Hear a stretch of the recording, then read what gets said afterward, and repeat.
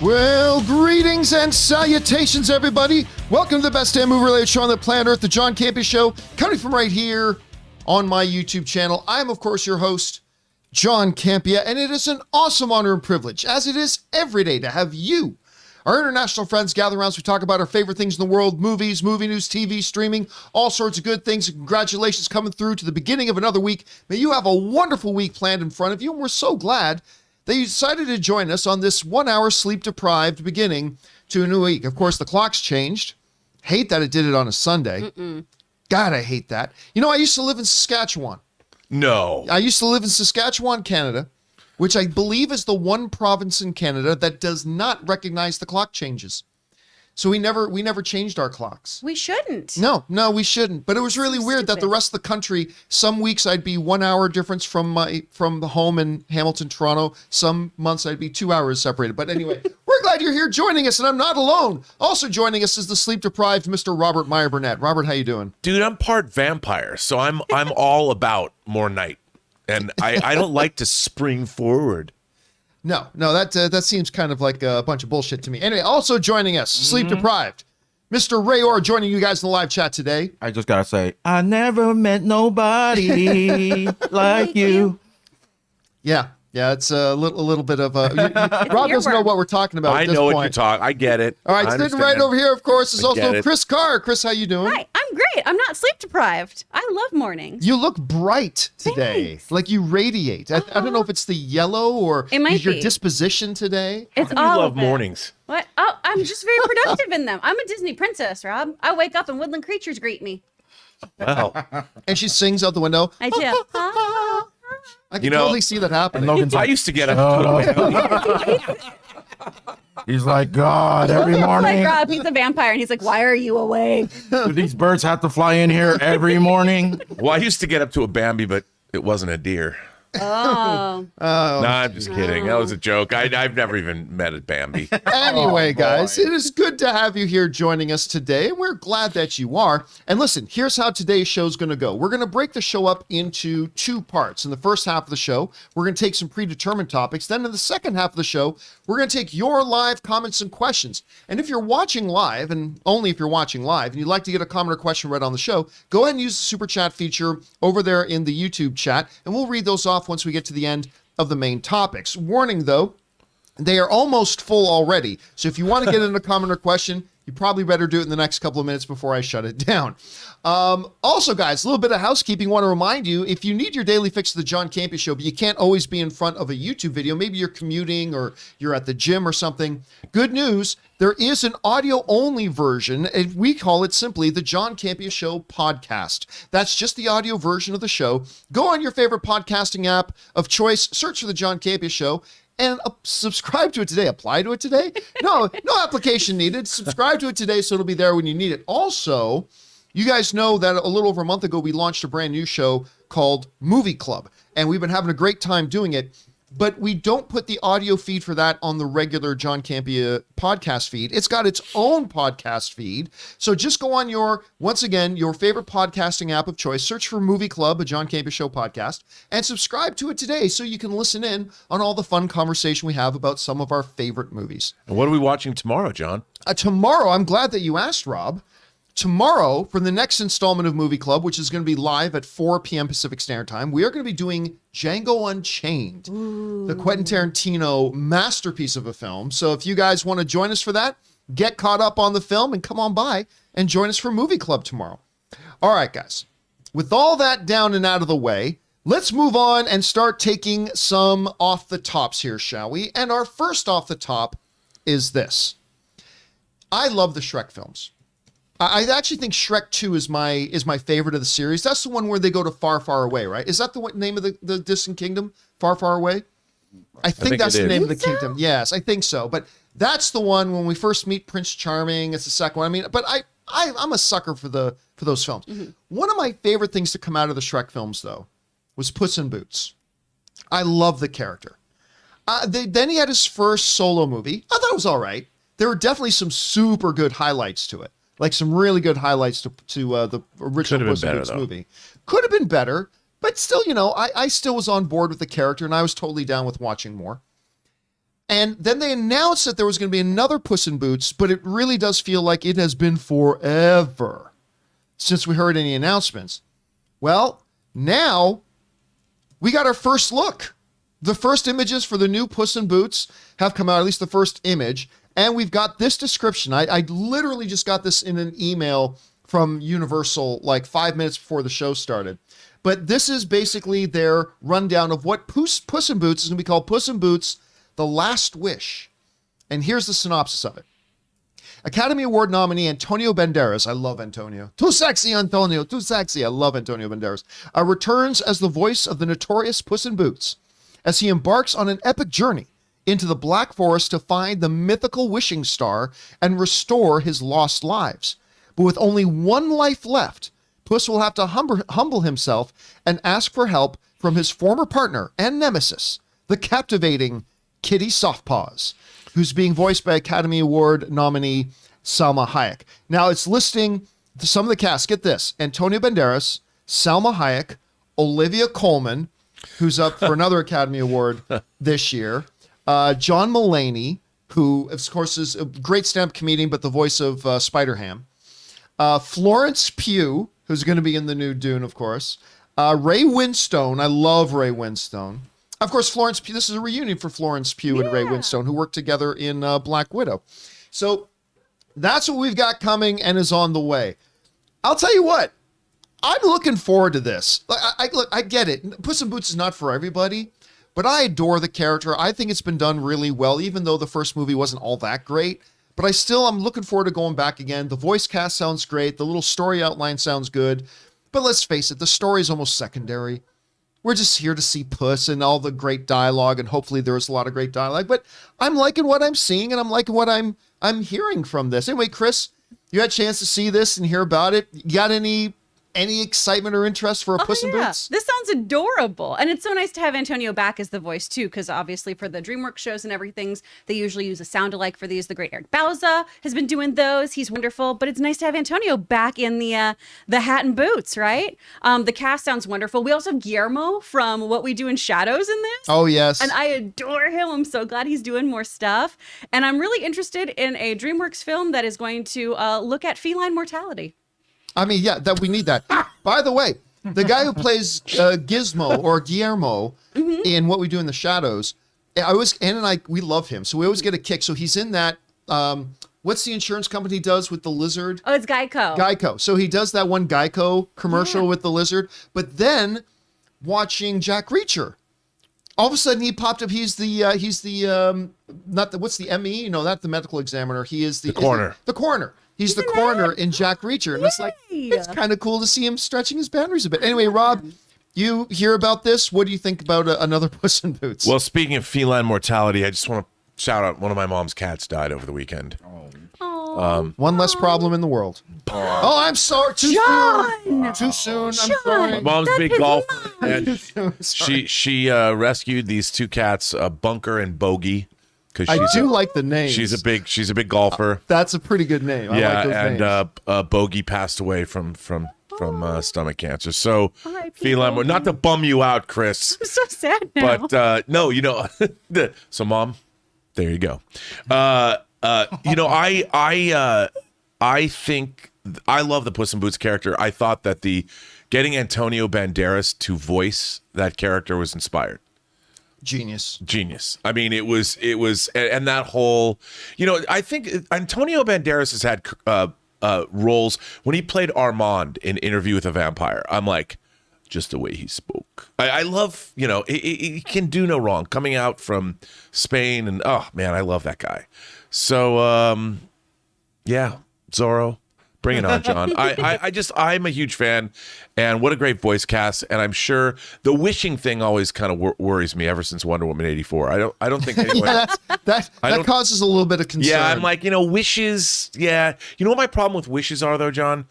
Whenever somebody like makes a wish about something, even if it's like you have three, you rub a lamp and a genie comes out and gives you a wish. There's always some bad ramifications. Like you never thought, like you make a wish, but then there's always something that comes along that you didn't think about. I wish I was famous. Well, okay, you're the world's most notorious mass murderer. Yeah, it's always something like that. Now, if there's a genie, it makes sense. But if there's just some rando stone you rub, like is there some intellect behind it? Is there some place in the universe where, so-and-so's used this wish rock?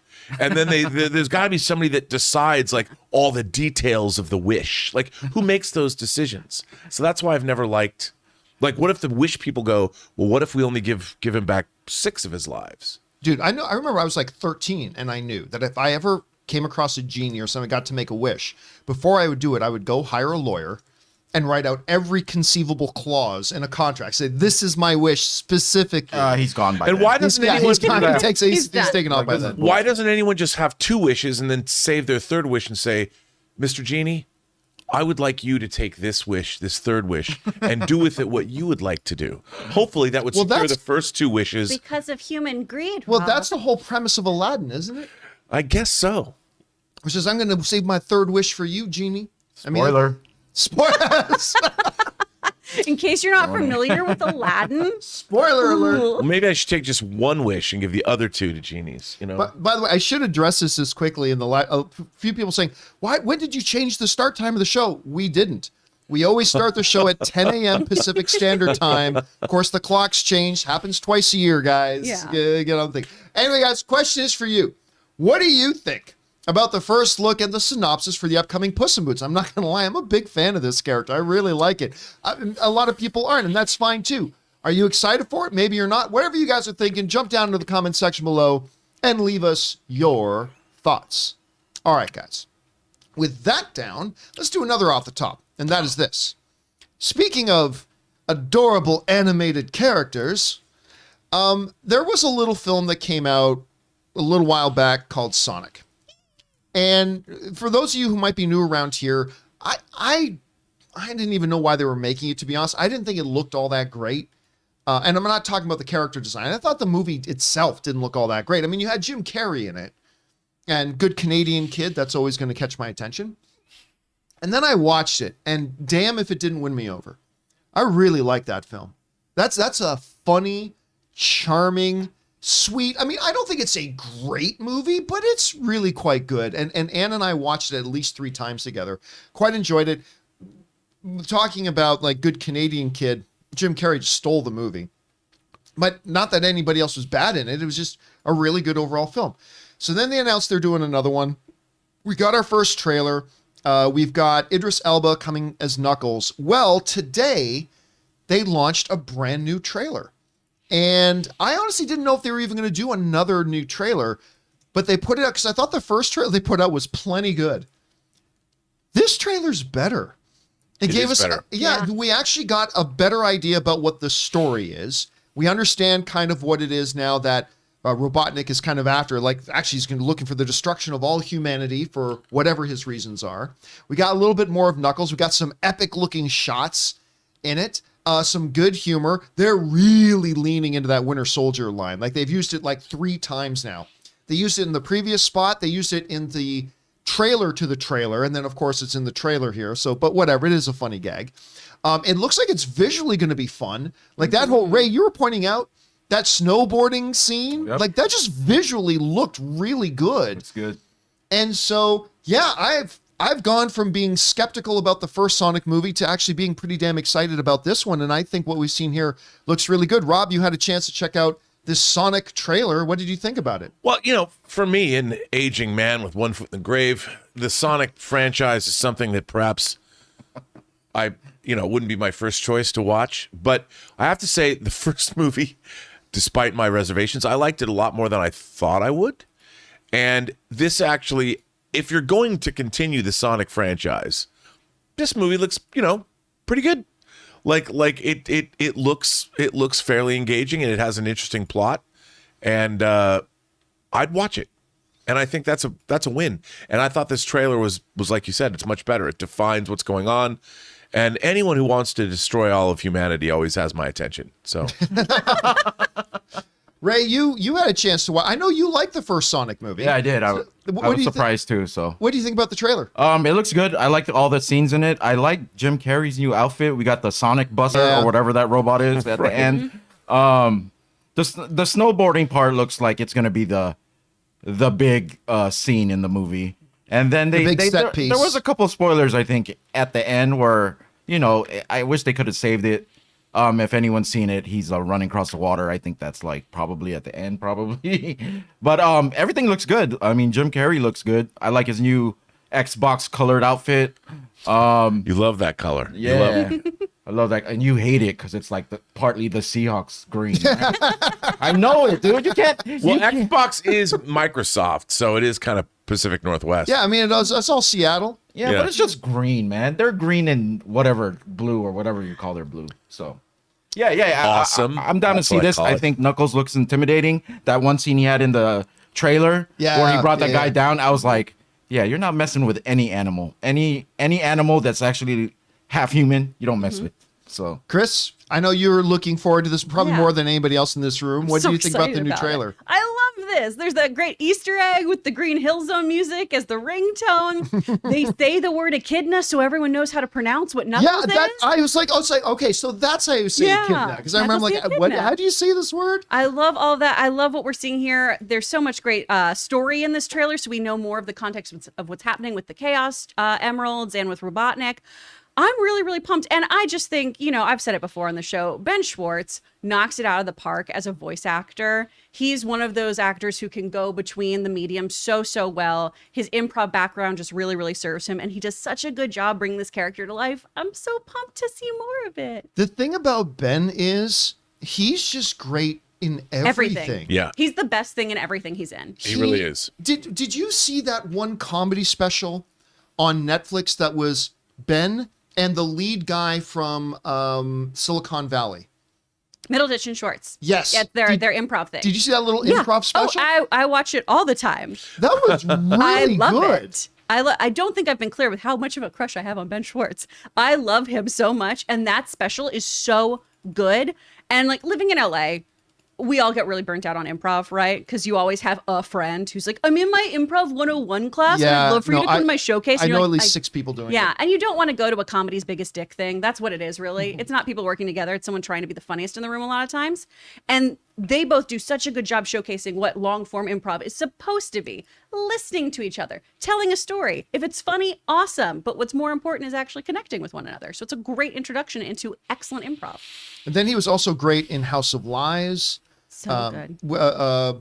With Don Cheadle, which was so good in that. But I just keep going back. He'll always be John Ralphio to me. He's so good as John Ralphio. His turn in the after party is so wonderful. Oh yeah, Like, yeah, that's right. You only get one shot twice. Yeah. As I'll always Jesper, remember he's that's- great as that. He's just so good. Anyway, guys, questions for you. Have you had a chance to see the new Sonic trailer?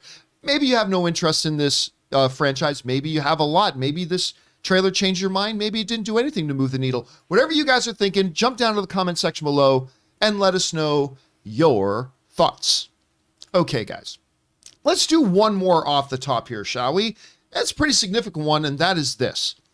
Now, we know one of the biggest shifts, at least the biggest shift in entertainment since Disney acquired Fox, is the upcoming acquisition that Discovery is buying Warner Media, Warner Brothers, HBO Max. Now, for those of you who are behind on this story, yes, you heard that right. It isn't the other way around. It's not Warner Brothers buying Discovery Plus, which is what you think it would be. It is Discovery Plus buying Warner Brothers, and they're about to take the whole damn thing over. Now, a lot of the questions that we've been having about this, besides a lot of excitement, and I'll tell you straight up, I'm very excited about David Zaslav and the guys at Discovery taking over Warner Brothers. I think it's got a lot of potential for a very bright future. But one of the questions has been, okay, so what's going to be the fate of HBO Max and Discovery Plus? Two streaming services that, I'm not going to lie, I like very much. I have Discovery Plus on all the time. I don't care. I'm a love it or list it guy. It's such a fun show. It is such a fun show. I am absolutely a Property Brothers guy. Oh, man. I like Guy Fieri, that big blonde. Great. I like Guy Going Fieri. around Big blonde supporting Sonic the restaurants. Hedgehog. The blonde Sonic the Hedgehog, Basically. with He's Super Flavor Saiyan Town Sonic. and whatnot. I like these shows and I don't care. Yeah. Me and Ann like popping them on every once in a while. And then of course HBO Max is a tremendously good streaming service. Well, what's going to happen with that once Discovery takes over?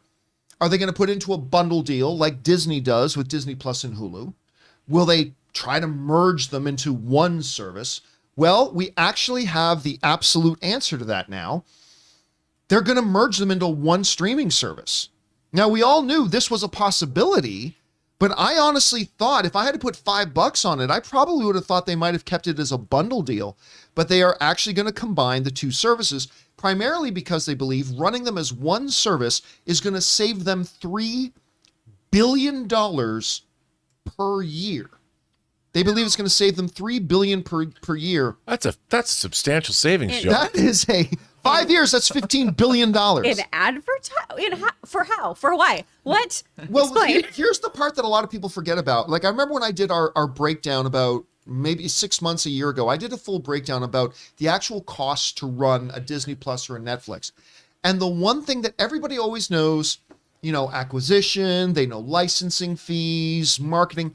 What everybody forgets, because we all use YouTube, is the actual technology and operations side, which runs in the billions upon billions upon billions. I may not be remembering the exact number right, but I believe just the operations of Disney Plus is $7 billion a year. That's just in operations and technology. That's not even anything else. And so HBO Max isn't as high, Discovery isn't as high, but they figure by combining them, they're going to save about $3 billion a year. But they also think they're going to be offering a service that is going to have wide appeal. One of the things the CFO of Discovery said, saying, a lot of people watch HBO. HBO Max gets a lot of its traffic in the evenings. A lot of the traffic for Discovery Plus comes in the daytime. We think we can offer something that's got a wide-reaching thing. Now, I'm going to look for, this just came out just before we started the show. And he said, listen, comes to us from Variety. He says, Discovery, which is about to become Warner Brothers Discovery within the next month when its merger with AT&T Warner Media closes, has confirmed its plans to combine the current streaming service Discovery Plus and Warner Media's HBO Max into one service rather than offer the two platforms as a bundle. Discovery's chief financial officer, Gunnar Winfield, which, by the way, I wish I had the name Gunnar, who will also serve as the CFO of the newly combined Warner Brothers Discovery Network, said Monday during the Deutsche Bank 30th annual meeting, Internet and Telecom Conference, that Discovery is making preparations to combine the two streamers, making the first time the company has actually revealed its post-merger strategy for Discovery Plus and HBO Max, amid speculation that they could remain solo platforms with bundling options before they are combined. I don't know how to say his name. Weidenfels says the first step during the integration will be some time will be some form of bundling while the new company figures out the best way to merge the platforms. Now, this is what he says. One of the most important items here is that we believe in a combined product as opposed to a bundle. We believe that the breadth and depth of this content offering is going to be a phenomenal consumer value proposition. And he's right, Weidenfeld said. The question is, in order to get to that point and do it in a way that's actually a great user experience for our subscribers, that's going to take some time. Again, that's nothing that's going to happen in weeks, hopefully not years, but in several months. And we will start working on interim solution in the meantime. So right out of the gate, we're working on getting the bundling approach ready, maybe a single sign-on, maybe ingesting content into the other product, etc., so that we can start to get some benefits early on. But the main thrust is going to be harmonizing the technology platform, building one very, very strong combined direct-to-consumer product and platform. That's going to take a while. So, whole lot there to take in. And a little bit later on, he talks about the billions of dollars in savings by combining them. I will tell you straight up, I still believe the best option for them would have been a bundle. I still think the idea, because you're talking about two very different kinds of content from HBO Max to Discovery. And I think maybe having them as a bundle might have been a better option. Mm-hmm. But I get what he's saying about you're talking about one streaming service that has something for everybody. Maybe not everybody, but but in principle, a little something for everybody. The idea that I can have one streaming service that I can watch, I don't know, Fixer Upper and watch Peacemaker. What a back-to-back showing. I mean, I want I'm into you're watching a Disney Plus show and an episode of Book of Boba Fett ends and it brings up screen. Start watching Mandalorian. Yeah, that would be funny. You watch Fixer Upper with Chip and Joanna, and then motherfucker watch Peacemaker. Yeah. Like something like that. Chip Gaines must love Peacemaker. I'm sure Chip Gaines is all about Peacemaker. He probably runs around dressed as him. I love Chip and Joanna. Oh, that episode of Showtime. Have you been watching it? The new episode of Showtime. No, the Laker. I haven't the seen Laker it. thing. I did. Okay. It was good. I like it so far. You just randomly started how thinking is about this the connected Lakers. at all to what we're talking about? Isn't that on HBO Max? Okay, Yes, yes, it is. all right, okay. There's some It is, Wait a okay. minute, where did that come? You're right. It is on HBO Max. I love the first episode of Showtime or Winning Time. I mean, Winning Time. Yeah, you're gonna like the second episode too. I'm going to watch that today, I believe. But at any rate, it does offer. He's saying, look, we want to offer one incredible value to our consumers, and you know what? This will do it. This will be a great. Again, I would have bundled it, but this is a pretty good deal. Rob, let me ask you.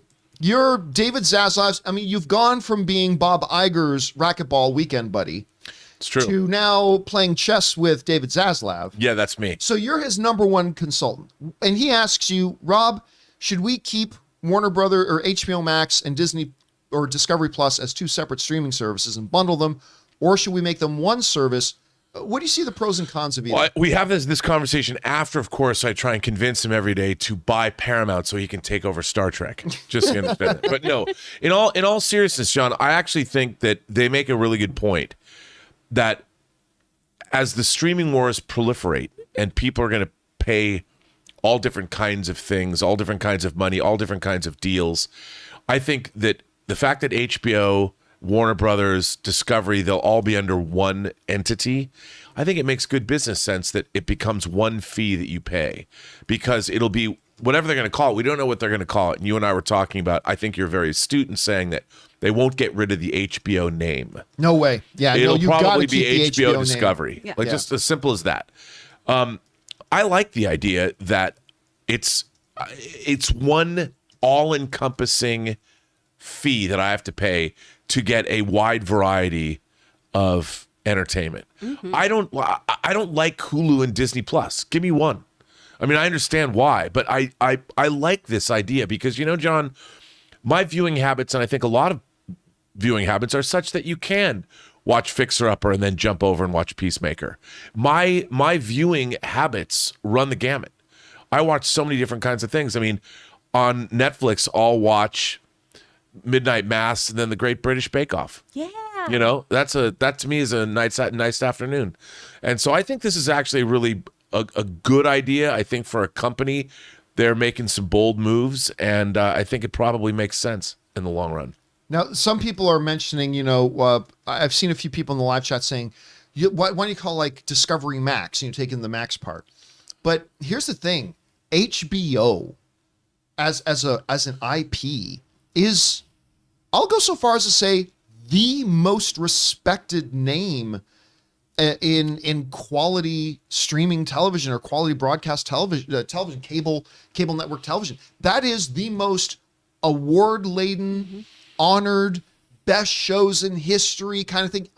I just don't see there being any possible way that whatever the name of this new streaming service is, that they do not have the letters HBO in it. I just agree with can't that. imagine it. Yeah. And I think that HBO Discovery, what that says, you know, the discovery of new entertainment worlds, that's probably, instead of HBO Go and HBO Max, I think the whole idea of HBO Discovery is a really cool corporate branding idea. Yeah. Chris, you're in charge Oh, of yay. this whole thing. Exciting. Do you number one, do you bundle them as two separate services? Or two, do you merge them into one streaming service? And then what do you name it? if you had an opportunity to name it there? Oh man. Well, as I made very clear, I do not understand mergers, since I was like, how would it save them that much money?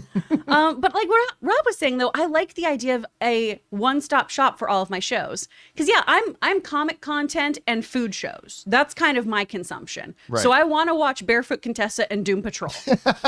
That's what I want to do. I want Ina Garten, and then I get to see the robot. So I like all of that all together there, right? And I like HBO Discovery, because I think everything and just having the plus name on there too has just been so lazy. Like, I don't know why we all agreed that was the way to go on streaming, of just everything's plus, it's fine, except on, SNL, where it's Disney minus when we have the lesser shows. I really think just merging those two names is a really fun look at stuff, because yeah, you're discovering new content. And I think you're absolutely right. You got to keep that HBO part as the first part of this name. Even people who aren't in this industry, there's a very big difference when I say, oh yeah, I'm being considered for something for HBO, than when I say any other network. It is the most prestigious name in TV of any kind. Like with parents, there's also the concern of, they're like, which kind of HBO show? Is this a naked show? And they're like, it's animation. So no. Yeah, so like Disney, they're going to have to be putting in some pretty heavy parental controls. Exactly. Although they already do have some good parental controls They've there. got stuff on there. And like we've talked about on the show before, your kids are going to figure it out one way or another. So maybe have a conversation with them. But I think it's okay if it's all there. Anyway, guys, the question is for you. I think this is very interesting that they're just going to merge it into one service. How do you feel about it? Would you keep it separate as two separate streaming services in one bundle, like he was saying, like maybe with a shared login, which is probably how they're going to start this whole thing off before they can merge them together? Would you merge them together? What kind of a name would you have for it? Whatever your guys' thoughts are, jump on down to the comment section below and leave your thoughts there. Okay, guys, with that down, let's now move into our main topics here today, shall we? And how do we select our main topics here on the John Campea Show? Well, it's really rather simple. You see, you guys come up with them. Whenever you come across a big topic, issue, or story that you guys feel we should cover as a main topic here on the show, just go anytime 24/7 over to www.thejohncampeashow.com/contact. Once you guys get there, you're going to see a form. Fill it out with your topic or question. It's absolutely free. Hit submit, and then maybe, just maybe, you might see your submission featured as a main topic here on the John Campea Show. With that down, Chris, what is our first main topic today? Our first one comes from Mr. Mister. After starring in many movies such as Lost in Space, Robin Hood, and most recently Black Widow, William Hurt has died at age 71, just a week before his birthday. I mainly knew him from playing General Thaddeus Ross in the MCU, and it would have been great if we could have seen him part of the Thunderbolts, possibly even as Red Hulk. I have two questions. What films do you think of when you think of William? And two, what do you think they'll recast his character in the MCU? Thanks. All right, thanks a lot for sending it in. And listen, honestly, one of my favorite guys to see pop up on a screen is William Hurt.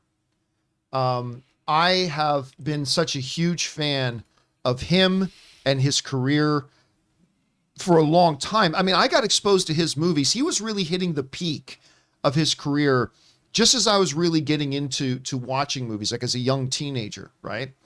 And we talked recently about Olivia Colman, just recently this year hitting the feat of having 3 Oscar nominations in 4 years. And I said, we call that a dynasty.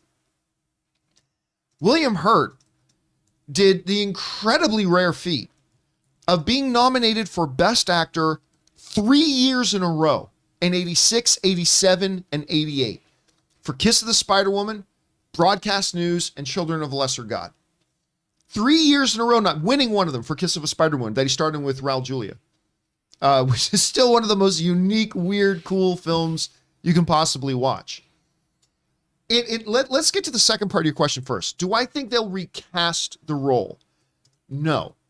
And I think the reason why is because when you really look at where the MCU is at right now, I'm not even sure we were going to see Thunderbolt Ross anymore anyway. To be honest with you, I'm not sure they had plans to have him in any more movies anyway.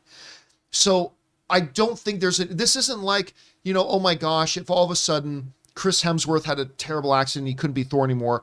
Well, yeah, you recast that because it's a significant character, although who knows what they would do since what happened with Chadwick Boseman. But I honestly don't think you do here because I just don't think they had plans for him moving forward. So there's that.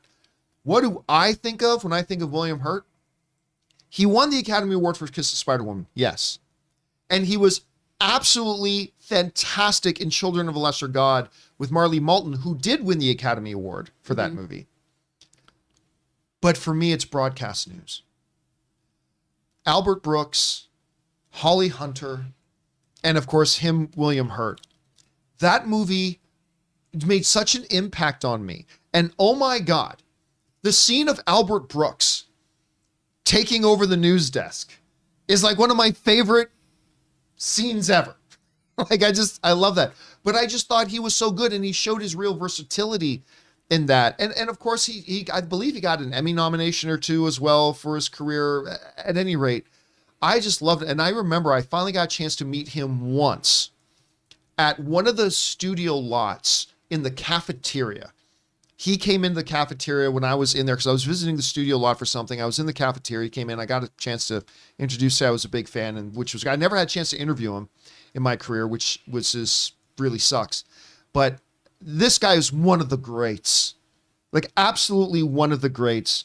And William Hurt passing away is a total gut punch. And of course, again, then he got another Academy Award nomination for A History of Violence with Viggo Mortensen, which he was so good in. He was in that for like 10 minutes too. Yeah, 10 minutes, and he got an Academy Award nomination. Yeah. Got very much Dame Judi Dench for Shakespeare in Love, yeah. right? There was kind of a theme going on there. Anyway, Rob, you heard about the passing of William Hurt. What instantly comes to your mind when you think about this incredible actor? The first time William Hurt made an impression on me, and it was a huge impression, was in 1980's Altered States, which is one of my favorite science fiction movies ever. And it was based on Paddy Chayefsky wrote a book, and famously he didn't like the way the script was written, but it was directed by Ken Russell, and he plays Dr. Jessup, who is kind of a cracked scientist who's looking for the ultimate truth. And Bob Balaban's in that movie. Blair Brown is in that movie. I love Altered States, and I was 13 years old when I saw it. It was hugely influential on me. And then he was in Lawrence Kasdan's first feature. Lawrence Kasdan, who wrote Empire Strikes Back and Raiders of the Lost Ark. He also directed Silverado. His first movie was Body Heat. And William Hurt was in Body Heat with Kathleen Turner. And Kathleen Turner sort of manipulates him. And you're not very smart, are you? I like that in a man. It's Body Heat is incredible. And then the third movie, Lawrence Kasdan's next film, was The Big Chill, which was in 1983, and he was in that, and he plays a radio psychologist on KSFO in San Francisco.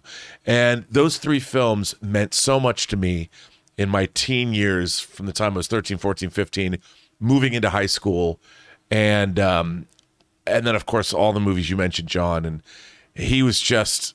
There was something about him. He had a very ethereal quality to him when he wanted to, but he could also be very down to earth.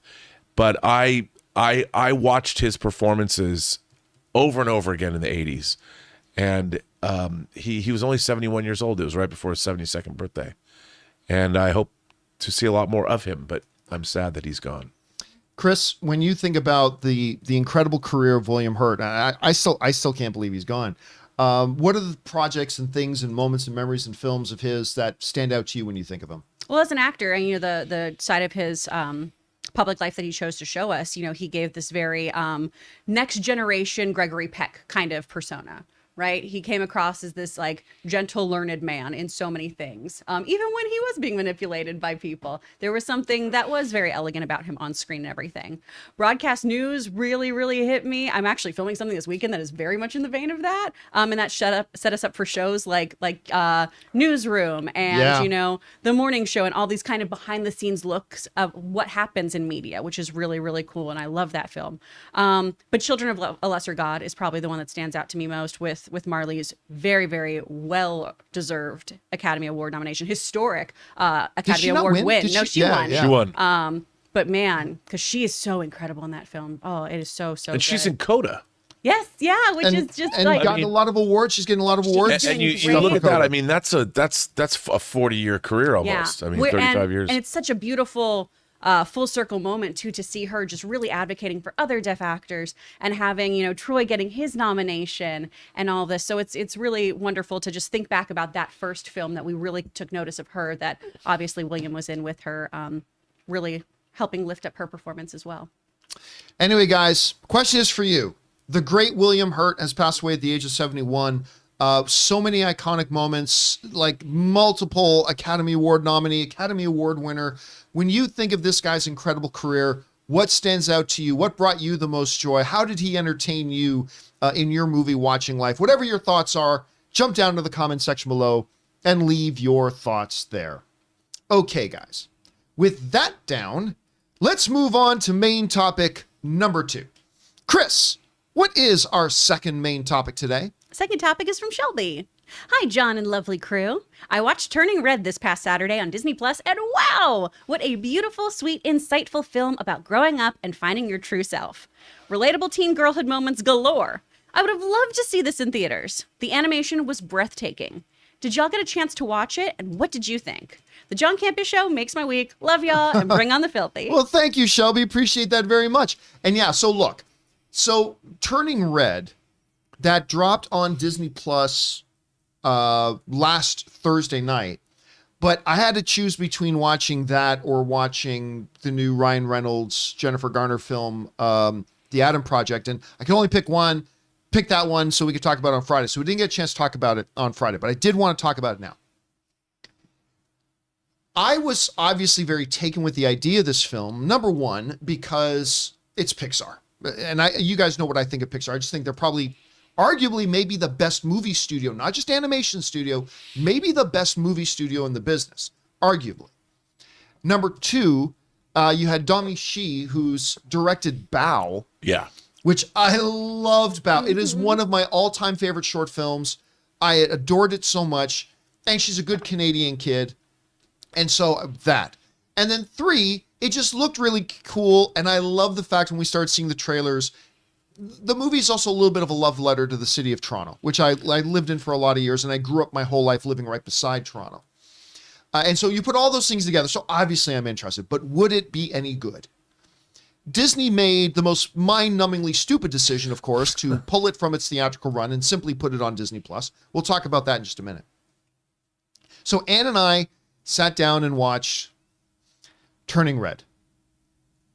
This movie's phenomenal. Mm-hmm. It is absolutely not. I use the word delightful a lot. It so applies here. This movie is delightful and charming and smile-inducing, but And there was some controversy going around about one film critic said he couldn't relate because it was about Asian and Canadian culture. And I'm not going to, the guy was just saying something was on his mind, probably didn't say it right. I'm not going to pile on that. But I disagree with that because one of the things that movies like Turning Red and like Big Fat Greek Wedding and others is that when you watch these movies that kind of focus on a different cultural context, you realize we all have the exact same human experience. It just expresses itself a little bit different. Because who has not had an overbearing mother other than me? Because I love my mom, who watches every day on this show.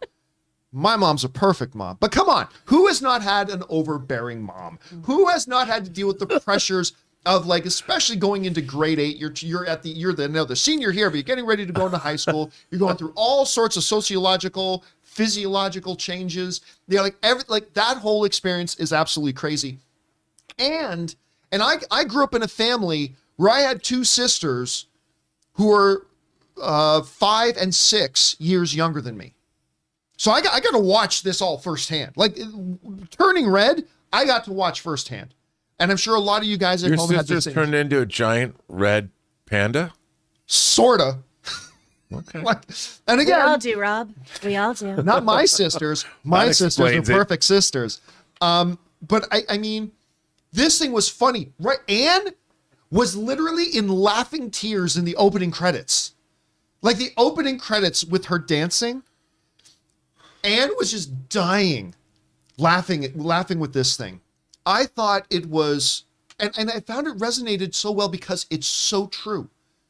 Like everything other than the overt ridiculousness of she turns into a giant red panda, I found growing up as an older brother of two sisters and seeing this all turn out, everything in it was so resonantly true. It really is real. And I absolutely adored it. And like growing up as a guy who was like in grade school and then in high school and not understanding how the F do all the girls in my school love these stupid boy bands? Don't they know they don't even, and I was a musician at the time, none of them write their own music. They can't even play any instruments. They never even knew each other till a corporation put them together. But whatever, it was Four Town is life in this thing. And I'm just watching this and I'm like, it's so heartwarming and fun and funny. Now, I will mention this because then I want to hear what you thought about this, Chris. I'll mention this. There's a little bit of a controversy going on around the movie because some people are saying this movie is inappropriate for children. Why? She speaks back to her mother in it, and she disobeys her mom in it. Okay? Yeah. Have you ever watched Beauty and the Beast? Have you ever watched The Little Mermaid? I'm 16 years old. I'm not a child. It's my favorite line in the world. I mean, have you watched any Disney movie? Yeah. The child always disobeys the parents. And the child always talks back to the parents. And I got news for you. And I'll put a giant asterisk next to this as somebody who is not a parent. But I got eyes. They all do. We did. You did. Everybody did. And I thought there was a beautiful message in this movie. Because remember, May in this movie, she starts off as being the perfect child, right? And most children are never there. So this movie was telling it from a point of view about how there has to be this balance of, you know, being respectful and honoring your family and blah, blah, blah. But you're also entering that age where you're finding your own individuality. This is the age where all of us start to push the limits and the boundaries and a little bit kind of stuff and discovering who we are. And with that comes a bit of rebellion. Again, I grew up with two sisters, 5 and 6 years older than me. I saw this all firsthand. Mm-hmm. So if you're going to complain that this movie shows children being disobedient, welcome to fucking Disney films. Or the planet Earth. Yeah. Or welcome to the planet Earth, because that's reality. And I thought it handled it in a beautiful, wonderful, emotional, but funny way. And I just thought it was fantastic. And I'll tell you something that's never happened to me before in my life. I have never gotten a text message from Ray Ora out of nowhere just to talk about a movie he just saw. I've never had, he'll text me and everything. I've never had, John, blah, blah, blah. But I'm sitting down, I was playing poker the other night, and I'm sitting down, my phone starts going off, I'm like, what's going on? It's Ray. John, Turning Red is amazing, and blah, blah, blah, because he wasn't there at the end night. But just Ray, I haven't talked to you about it yet.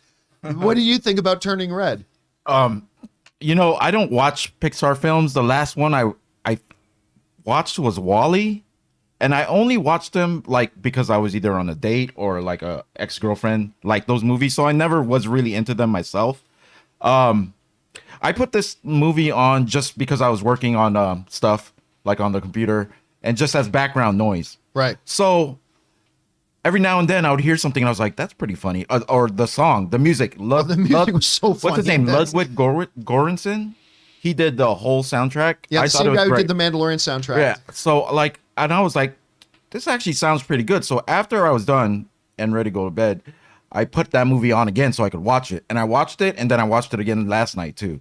I just think the music. Did you cry? But no. You did, didn't you? No. But some of the music was like, it would target you to actually like feel emotions. Cry. I do.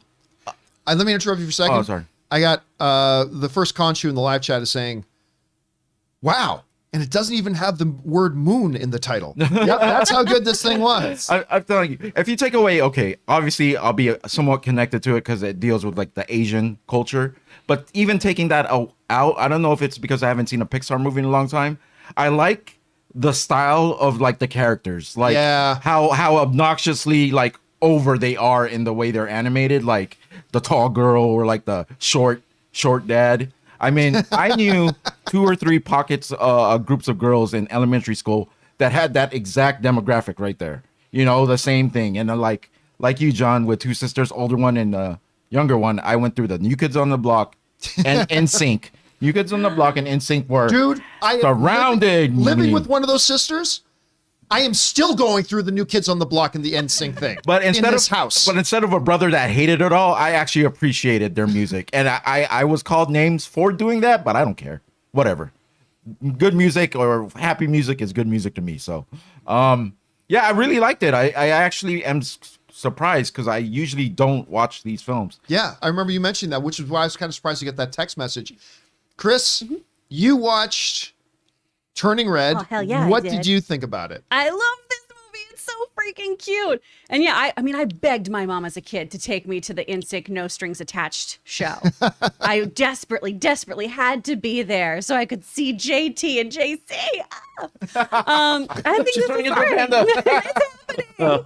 I love the details in this movie. All the girls having their little friendship bracelets, the nods to anime in the animation. It's so rare now in like Disney and Pixar films that we have the animation actually provide comedic moments. We rely so much on dialogue now. So to have physical comedy just from the animation is so, so cool in this. And I love that.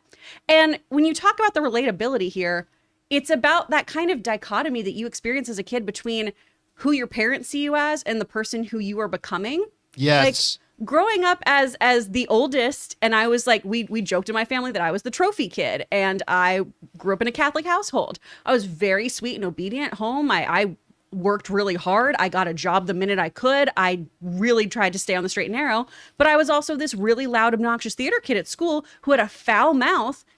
And like when I started doing stand-up and things like that, this is something I dealt with into my 20s of my parents know me as this person and everyone else knows me as this person. How do I kind of marry these two ideas together?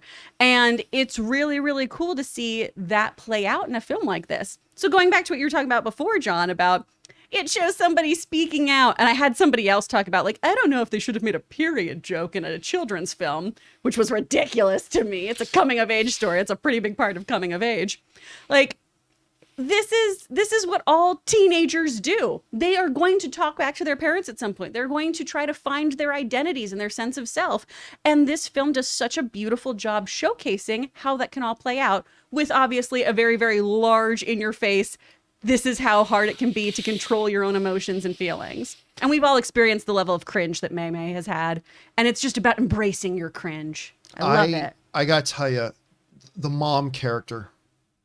First of all, you start to love all the characters. Her circle of friends. They're so cute. They are Anne's circle of friends. Yep. Like one was Lara, one was Vivian. Well, I mean, it was like, it's funny because you look at the circle of friends, it's totally a circle of friends. But then you start to love the mom character.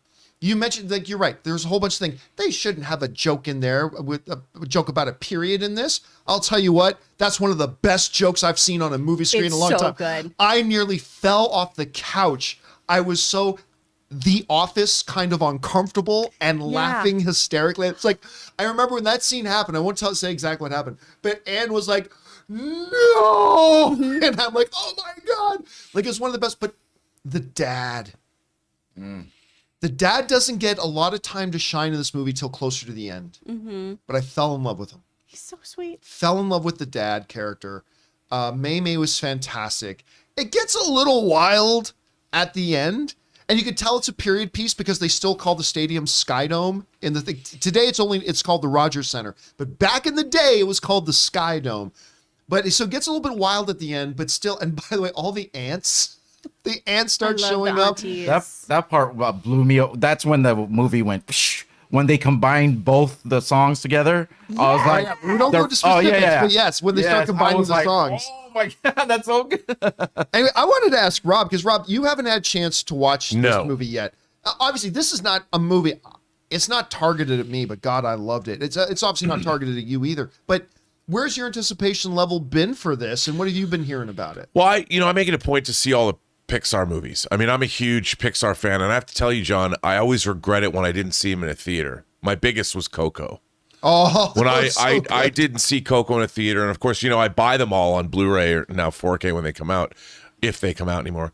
But I put on Coco, and the first 5 minutes, you could tell the color palette was different.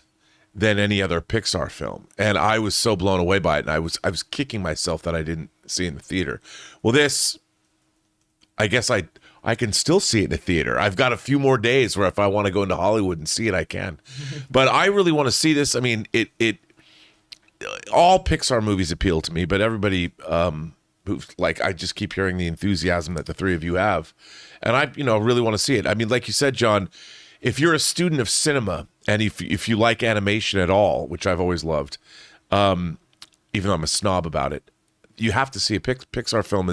That's the Tiffany standard to me of Western animation. Ooh, that's a good way to put it. I want to say one, like when you say it's targeted towards guys, I think like I never even saw that. I guess it flew over my head. I knew it was about that, but none of that ever bothered me while watching it. And also, I think it's just like a good movie. I think if we it's a good movie. If we learn about humans, no matter female, male, whatever, we'll all understand each other better, I think. But Agreed.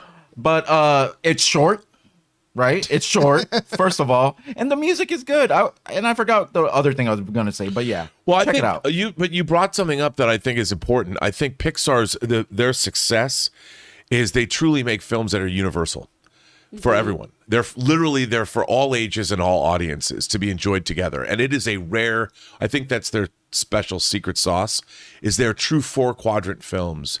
Adults get something out of them, kids get something out of them all together, maybe different things, but they're masters at it. No one can do it as well as Pixar can.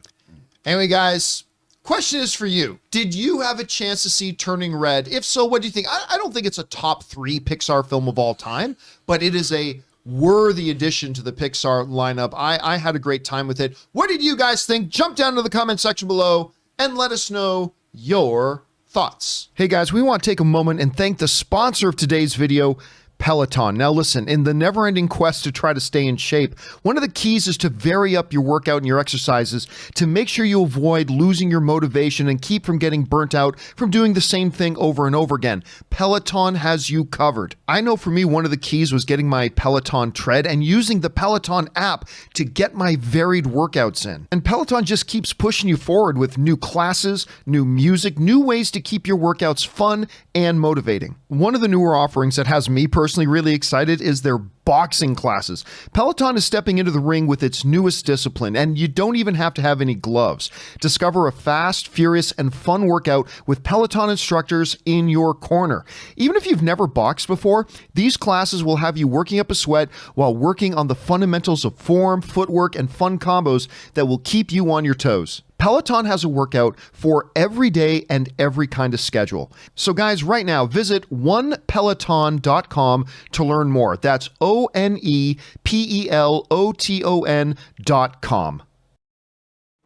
And thank you to the good folks at Peloton for supporting this episode of the John Campea Show.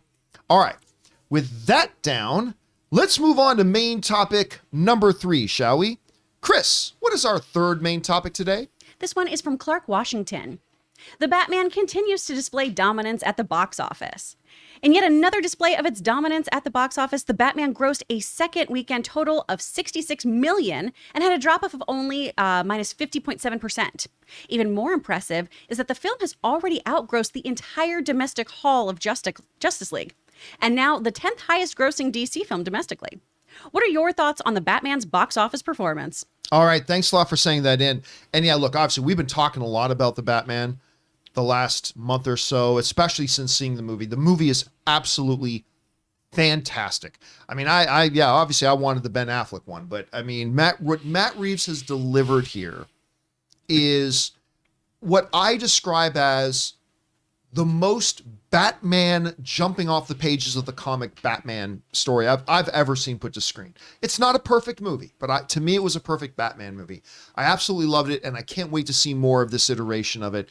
And it had a great opening weekend. It's the second biggest, first of all, it's the biggest opening of the year, the second biggest opening since 2019, falling second only to Spider-Man No Way Home.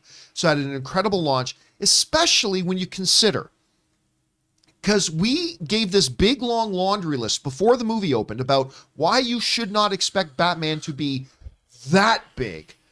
Combine a lot of things with There's been mixed receptions of Batman's recently. This is not one that families are going to rush out and bring their kids to like they would a Spider-Man. You've got multiple Batmen running around right now, which is causing some confusion. Again, divided opinion on what they've been doing in DC altogether.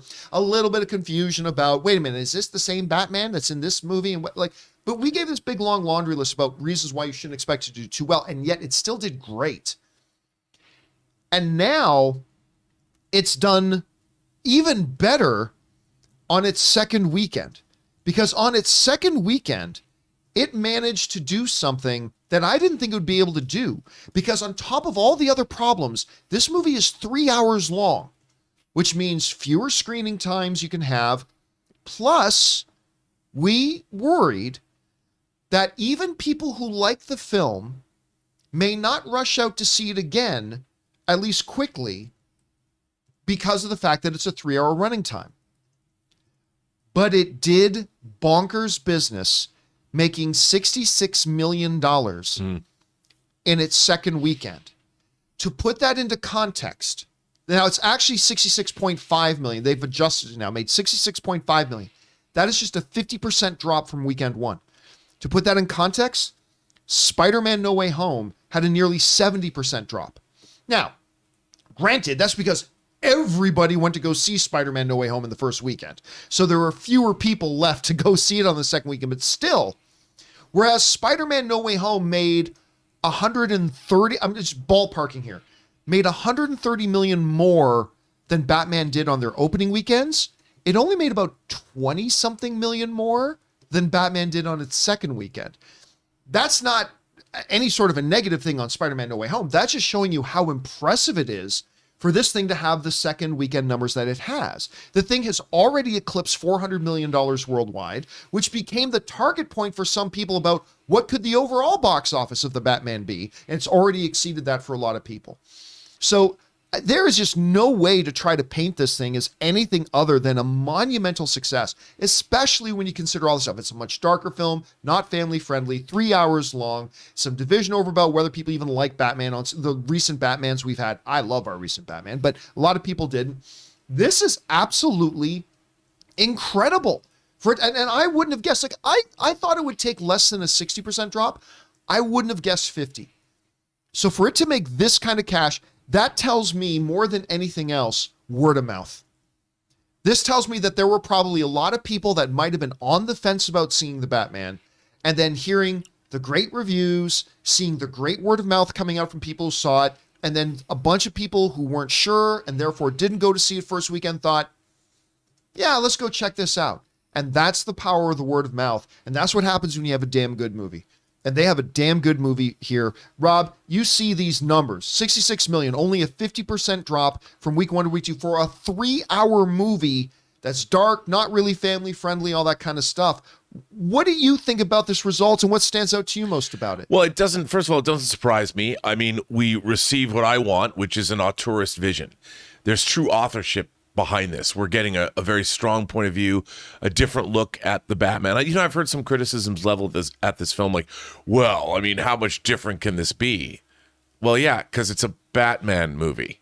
Like, I don't know. Do you want to put him in space? Please don't. But I think that they've done a phenomenal job. I mean, there's so much craft and there's so much care that was put into the making of this film, and you feel it when you watch it. And I think that's why it connects with audiences. Audiences always want to feel that the stories that they're ingesting, in whatever way they're ingesting, are worthwhile. They want to feel that there's real authorship and they're getting a point of view that's very distinct and unique. And I think Matt Reeves brought that to audiences. This was the right Batman for the right time. And, I think they did a great job all the way around. And that's what people want to feel fulfilled when they go see a great movie. And this is a very fulfilling movie. It might not be your taste, but you at least feel that you've seen something that was epic and that there was some great storytelling going on. Great performances, great effects, everything. I just want to throw in there, so the exact number now, just at the end of its second weekend, so it hasn't even been in theaters 2 full weeks, it has made $463 million worldwide officially right now. So, I mean, a terrific results for it right now. I don't have much to say about this other than you know the Twilight Boy thing, Yeah. right? I saw firsthand how it affected people in watching this. My neighbors, I actually, when the trailer first came out, I asked them, "Did you see that trailer for the Batman?" And they're like, "No." They're like, "No, it has that guy from Twilight, right?" I was like, "Yeah, but it looks good." And they're like, "No, I'm not gonna watch it. I don't think he'll be a good Batman." But last Friday, they all went to see it because of word of mouth. So I'm telling you, if whatever your reservations are about the actor or whatever it is, just go see. You never know if you like something until you try it, right? So, By the way, I got to show something here. This was a meme that somebody put together and shared with me on Facebook, but I got to show it to you here. So here it is. So it's got that Wolverine meme saying women in 2008 looking, longingly at the picture of Robert Pattinson in Twilight. Men in 2022. Men looking adoringly at Robert Pattinson as Man, Batman. in 2008, we're really trying to put our fingers in his mouth. Golly. Oof, ladies. Easy. So I just thought, yeah, that was what Ray just said kind of reminded me of that. Anyway, Chris, like these numbers are crazy good for a film like this, especially all the hurdles that this movie had to overcome getting to this point. What stands out to you the most? Oh man, Ray knocked it out of the park with this. It is word of mouth on this film because I had a whole bunch of people too who watch our show and they did I'm going to wait till you're out of theater review. I'm going to wait till I actually get to talk to you because there was a real high bar that we set on this show too of like what we expected from the Batman. And then it was, I want an honest opinion about it. I want to see how it actually plays out. And it wasn't until we had seen it a couple times that a lot of my friends went, okay, all right, I'll go see it, who are big Batman fans, who are even big Robert Pattinson fans. I have a friend who was like, oh man, I loved him in The Lighthouse, but I don't know about him as Batman, which I thought was very odd. Yeah. I was like, I think he'll be fine. But I think people just did kind of want to wait and see if this was a worthwhile 3-hour investment. Because remember, we've been seeing things from the comfort of our couch. We watch things differently now over the past 2 years. It's a big commitment to go to a movie theater for 3 hours. Not only that, but it's a big financial commitment. So are you going to get through a 3-hour movie with your snacks and everything? Is it worthwhile? This one sure is. And I'm glad people are recognizing that. Yeah, and that's again the thing. I think we've even seen, because people were asking me before the movie came out, you know, John, there are these Twilight Boy people out there and people who are just totally committed. Like nobody loves the Ben Affleck Batman more than me, but there are some people that are so dedicated to the Ben Affleck Batman that they refuse any new Batman. And they said, do you think this movie, this is before watching it, do you think this movie's going to be able to change some people's minds, whether they're the Twilight Boy people or whether they're the Affleck or whatever? And I said, I don't know. I think the movie's gonna be great, but I don't think it will. But I gotta say, I think I was a little bit wrong about that because I've seen some people say, you know, I was pretty hard on this movie before I saw it, but I gotta say this movie's pretty great. So I think it has been winning over some of those people. Mm-hmm. Yeah, I mean, good to see. But think about the fact that people who make decisions about things before they've seen them. Yeah. I mean, this is a problem. This is not something that people should take pride in. I mean, I've never understood that. Like I hear a lot of pushback as well, but I'm like, people have to start somewhere. You know, Christian Bale was in Newsies. Does that mean you're not going to? And I like Santa Newsies. Fe? Does that mean you're not going to go see Batman because The Dark Knight because Christian Bale was in Newsies? Yeah. I can't see him in Batman. I saw him looking at himself when he was having sex in American Psycho. Right. I mean, for me, I look at American Psycho. I'm like, that guy can be Batman. Yeah. He can be Bruce Wayne. Because if I was Bruce Wayne, I'd be like Patrick Bateman without the killing. There you go. You know, but I've never understood that. And that doesn't take away Ben Affleck's Batman. It doesn't make him any better or any worse. If you love his Batman, you can love his Batman. But that doesn't mean that Robert Pattinson's Batman doesn't have something to offer you. Exactly. And we are all guilty of this. And particularly here, we all have to have a hard opinion when we see a trailer or something, right? Right. We all make these snap judgments.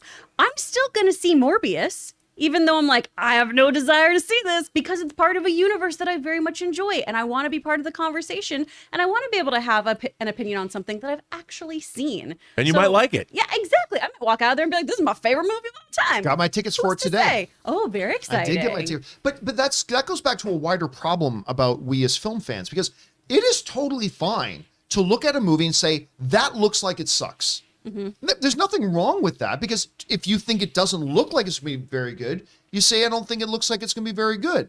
what you don't do, but what unfortunately we as film fans sometimes catch ourselves doing is going, oh, that thing sucks.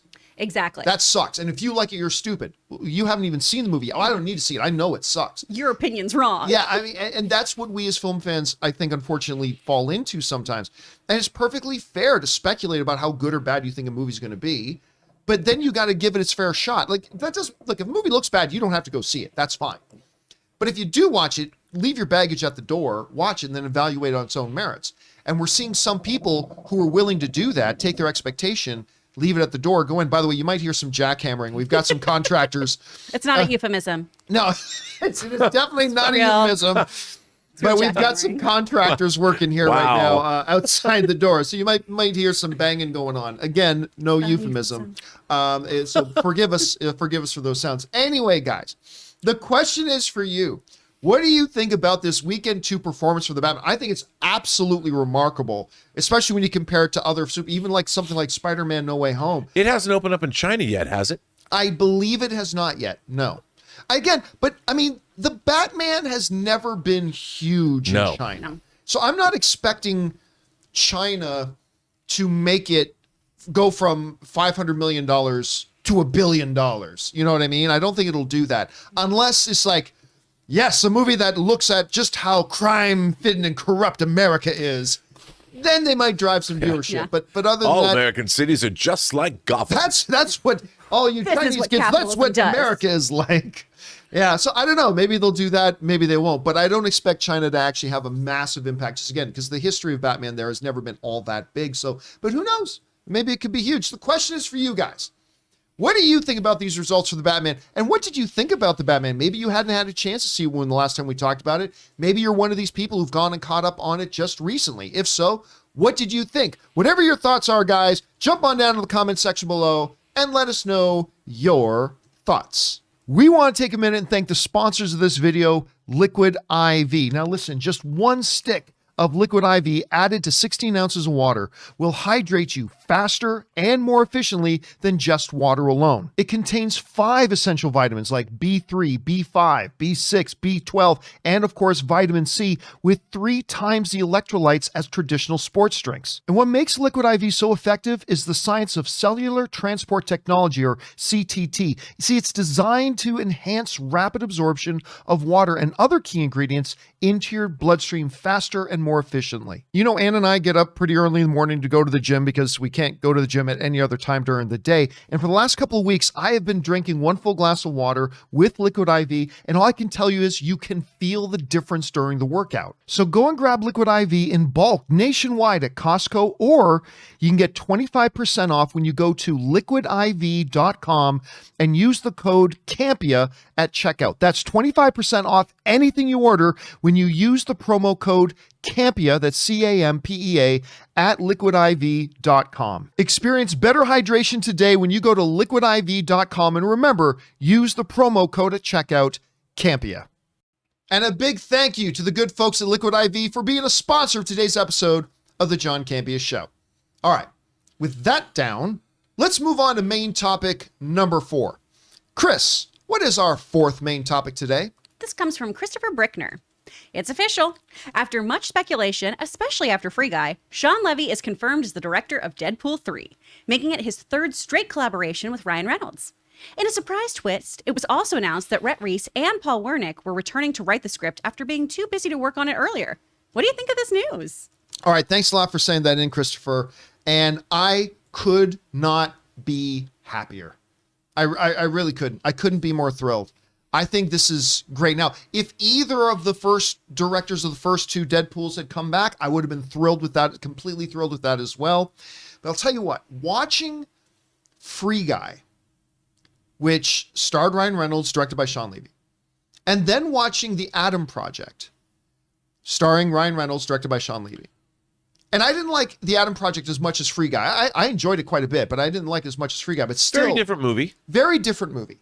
But what you could tell watching those 2 movies was that Sean, as a director, really knows how to tap in and allow the unique talents of Ryan Reynolds really to sing. A lot. I mean, it's something very special that happens when the right director is paired with the right performer. You know, I talk a lot about, look what James Gunn was able to do with Dave Bautista, right? Like, Dave Bautista, in his own words, said, you know, I'm not a great thespian. I'm so blessed that I get to do this and be in movies and fulfill a dream. And he's gotten pretty good. But at the time when he was in Guardians of the Galaxy, he wasn't there yet. But he got matched with a director that really knew how to let the what was really good in Dave Bautista to really shine. Now, Ryan Reynolds is already much further ahead than that. He is a great, I think, legitimate Oscar caliber actor. He should have been nominated for Academy Award for Buried. I've said that many times. But again, watching these two movies, you're like, wow, like Levy as a director really knows how to work with Ryan here to bring out these aspects and really make it work. And together they know how to build something of movies around those particular talents. And the things that I adored about the Adam Project was all that, right? And so I was really kind of thinking, man, you know what? He would make a good director for Deadpool 3. And, you know, eventually I'd like to see Ryan Reynolds do a movie with Hugh Jackman. And of course, he has directed Hugh Jackman in one of my favorite Hugh Jackman roles in Real Steel. So, I mean, there's that too. And I love that movie as well. So I remember thinking to myself, like, I would really like to see Sean Levy direct this. I mean, I'm sure there's other directors who'd be great too. But I think right off the top of my head, I'd love to see Sean Levy. And then the word came out. Ryan Reynolds got on social media, said that their next partnership together would be a lot more stabby, with a picture of Deadpool on it. Anyway, this comes just from the folks over at the Hollywood Reporter who write the following: Sean Levy has been tapped, or maybe it should be targeted, to direct Deadpool 3. The director is in negotiations to team up with star Ryan Reynolds for the Marvel property after previously collaborating on 20th Century's pandemic-era hit Free Guy and the just-released sci-fi adventure film The Adam Project on Netflix. Frequent Reynolds collaborators Rhett Reese, and might be the most important part of this story, collaborators Rhett Reese and Paul Wernick, who penned the scripts for the first two films, are now working on Deadpool 3. And the reason I say this one might be even more important is because they were not attached to write Deadpool 3 before. And I'm like, ooh, that's a big loss. Now, I have met these guys. They have been in my studio. I've had a chance to sit down and talk to them. These guys are tremendously gifted, talented writers, and they totally get Deadpool. And them and Ryan Reynolds are in perfect lockstep with where to go. And I was really, if there was anything I was concerned about at Deadpool 3, has been that it doesn't look like these guys are going to be back to write, but they are. So it's like, check. There you go. Now, some people might say, well, wait a minute, why are we saying that he's going to be directing when it said in that story that he's in negotiations to direct? Look, when you're at the point that Ryan Reynolds is putting out on social media that he's directing it, it's done. He's going to be the director of this. And this does a couple of exciting things. So exciting thing number one, Sean Levy directing, working with Ryan Reynolds again. Their last two collaborations has been wonderful. So big thumbs up from me. Number two, this is the most official thing we've heard that Deadpool 3 is a go. Like once you start attaching a director to it, the movie's happening. They're moving forward. This is a real thing. They're moving forward. Exciting thing number three, of course, we have the writers there. And that to me made the last 24 hours for Deadpool fans a very, very happy day. And again, I would have been equally as thrilled or completely excited about either of the two previous directors coming back because they each did a fantastic job. But if it's not one of those two, Sean Levy, I think with what they've shown the partnership between him and Ryan Reynolds can be, I think this is glorious. I'm very excited about this, and I cannot wait. I expect to hear, I'm going to tell you this right now. We're going to get a ass load of Deadpool 3 news in the very, very short term. Very, very shortly, we're going to be getting ass loads of new Deadpool 3 information. So, but whatever, I'm thrilled about this information. I love this franchise so much. Anyway, Rob, you heard Sean Levy's going to be in there directing this, working with Ryan Reynolds. And look, we got Reese and Wernick coming back. It looks like everything's moving ahead with Deadpool 3. What are your thoughts today? I think it's great. I mean, look, I think everybody, the first Daredevil, the first Deadpool was a surprise. I mean, obviously, I'm a fan of Tim Miller's, but I think that we were all taken aback by just how good Deadpool 1 actually turned out to be. Yes. So clever, so funny, so well done, and Ryan Reynolds is perfect in the part. And Deadpool 2 also outperformed Deadpool 1. And I thoroughly enjoyed the addition of Zazie Beetz and Josh Brolin and Negasonic Teenage Warhead And Brad Pitt. Don't forget Brad Pitt's edition. Brad Pitt's cameo. I mean, it's a franchise that I think puts a smile on everyone's face. And again, what I really like is having a director-actor collaboration, and clearly both with Free Guy and the Adam Project, obviously Sean Levy and Ryan Reynolds seem to have a good working relationship. And I think that, Sean Levy also, I would imagine I don't know him personally, but he's a director who would they probably try some things, improv, and the craziness that makes up the Deadpool films, I think will be carried forward in a very interesting way by the two of them. So I'm looking forward to it. The questions I have, John, of course, is this third movie going to be in the Marvel Universe? Is it going to bring Deadpool into the Marvel Universe? How is it going to work? We know it's going to be R-rated. They said it's going to be R-rated. Is it going to be a Fox film? I've got a lot of questions from just a fanboy releasing status, but I'm excited, man. I think this movie's overdue. They should have had it. They should have had it already in the hopper. But no, I'm excited, man. This sounds great to me. I'm in. And obviously, if both of them are talking about it and Ryan Reynolds is tweeting about it, he's excited, and that's what you want. I mean, what director right now would not be excited about doing Deadpool? Yeah. I mean, he's tweeting about it. Yeah, he's tweeting about it. He's online retweets tweeting of being about like, let me just put some emojis and not say anything about me being in talks with Deadpool. No, it's great. And, I'll tell you, Free Guy, there's something about Free Guy that transcends what it is. Yeah. And I think that relationship, the director-actor relationship, did carry over into the Adam Project. And I like there's a wholesomeness to it. Yeah. I want to see them get unwholesome.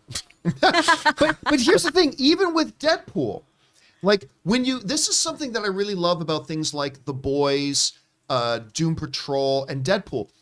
One of the best things about Deadpool that makes it not just raunchy funny, but actually really good movies to watch is beneath all the wild unwholesomeness. It's heartwarming. It is heartwarming. I mean, when you get to the first Deadpool movie, it's really a movie that is motivated and driven by a man's love for a woman.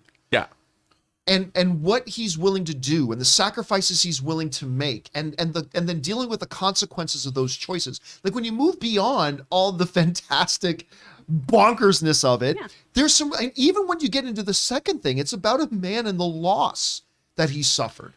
I mean, that to me is what transcends the Deadpool films, just from being bonkers fun movies to really good movies. Well, in a way, I should, if now that I'm thinking about it, they are kind of wholesome as far as R-rated wholesomeness can be. And, The Boys doesn't have any of that. There's no wholesomeness. I mean, that new trailer, I'm like, there's no wholesomeness in here. But even The Boys, I mean, I don't know. French's relationship with the. I mean, I think that's a little sweet. When she's not ripping off heads, I think that's nice. But anyway, Chris, you have a chance. You're hearing about this, Sean Levy being connected to it. What's your reaction to this? I love this. I think this is so great. I went home Friday and rewatched Adam Project. So I watched it at 5 a.m. for this show, and then I went home and watched it again with my husband because he didn't get to see it with me. And I liked it even more the second time. I love that they are going to be working together. Ryan Reynolds has just been making secret romance movies all the time. They're pitched to us as action adventure or sci-fi stuff. They're all secretly romances at the heart of them, and I love that. I think it's great. There's this really, really great clip of Ryan speaking with the Hollywood Reporter talking about Sean saying, I realize the rare air we're breathing when we get to work together. And I think that is such a great summation of the kind of work that they pull out when they get to be collaborators. And that's ultimately what you want too as an actor. Oh my gosh, what a gift when your director is collaborating with you and you really feel like you are cooking with gas, you are making jazz. That is what's so exciting about these two pairing up. Yeah. And I think bringing on those screenwriters again too, who are, in addition to Ryan's own voice, the voice of Deadpool, right? Really getting his tonality, really understanding his comedy stylings, but really understanding that character. And again, those notes of secret romance, that bit of longing, loss, all of those things that make this a really rich, dynamic character. I think this is just a recipe for success. I've got a totally out of left field question. With the way Deadpool 2 ends and all the stuff going on there, is there any chance Marina Baccarin is in this, is in Deadpool 3. I think it's absolutely possible. I mean, I certainly would love to see that. And this is an interesting dynamic too. There's a very interesting dynamic at play here, in that normally when a director is directing the film, like they're the boss, like that's 95% of the time. Mm-hmm. Everybody knows that Deadpool is Ryan Reynolds' thing.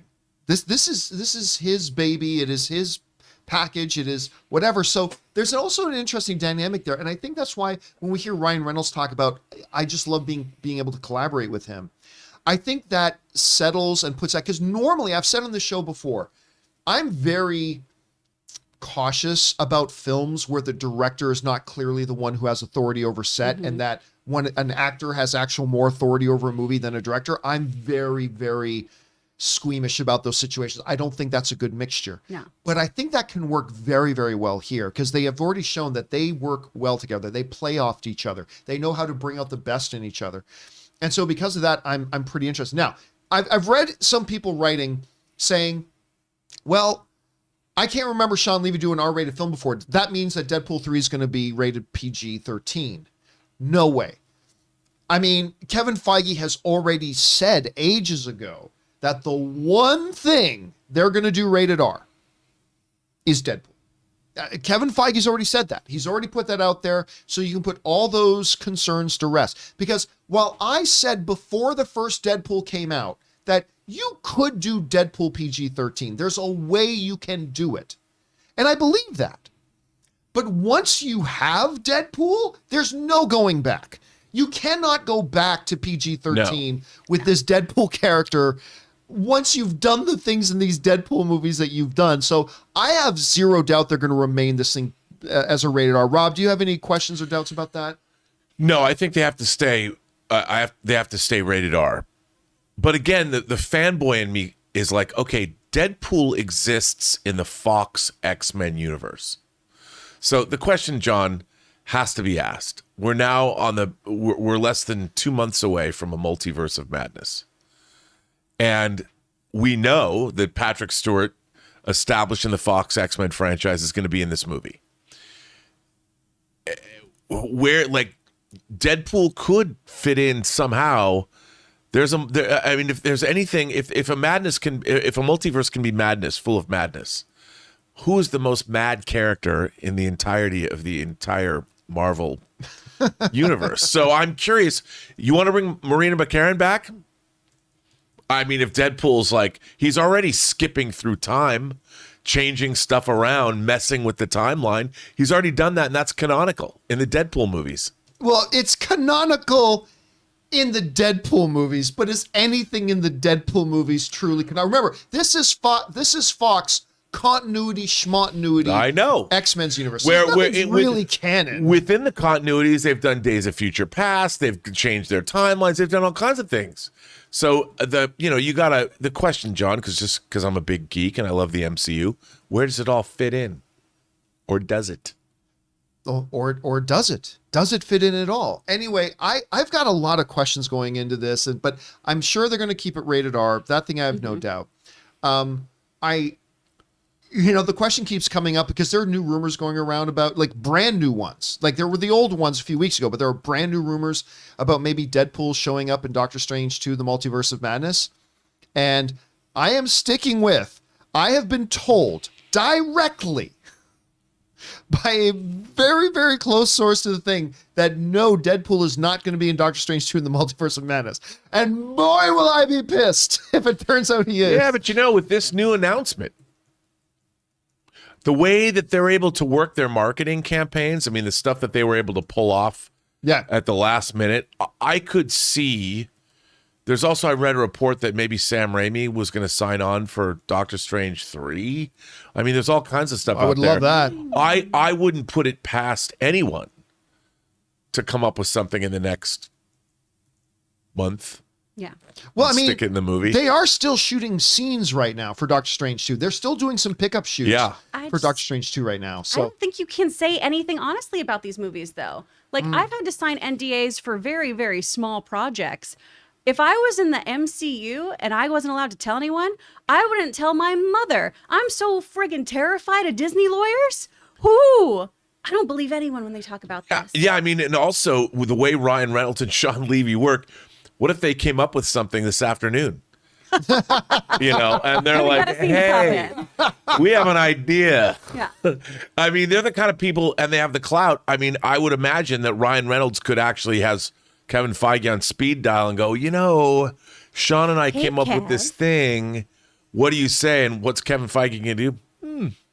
Again, I was told by a very, very close source to this that I absolutely depend on. That said there will be no Deadpool in this movie. We'll find out. Yeah. We'll find out. Anyway, guys, question is for you.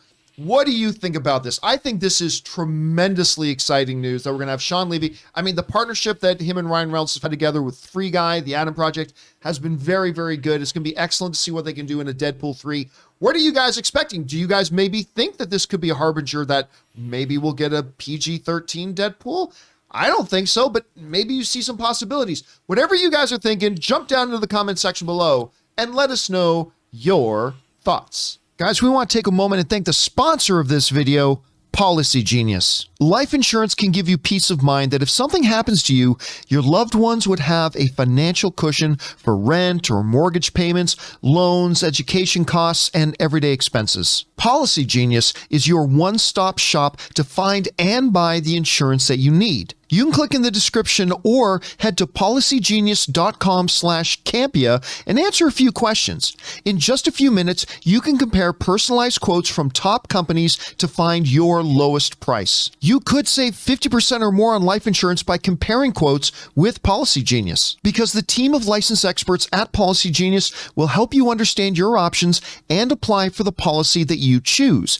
The Policy Genius team works for you, not for the insurance companies. You can trust them to offer unbiased help and advocate for you at every step until you're covered. And to make things even better, Policy Genius doesn't add on extra fees, they don't sell your info to third parties, and Policy Genius has thousands of 5-star reviews across Google and Trustpilot. So right now, head to policygenius.com/Campea to get your free life insurance quotes and see how much you could save. And a big thank you to Policy Genius for being a sponsor of today's episode of the John Campea Show. If you need any of the links to our sponsors, including Policy Genius, just look down in the description of this video and you'll see some links there. All right, guys.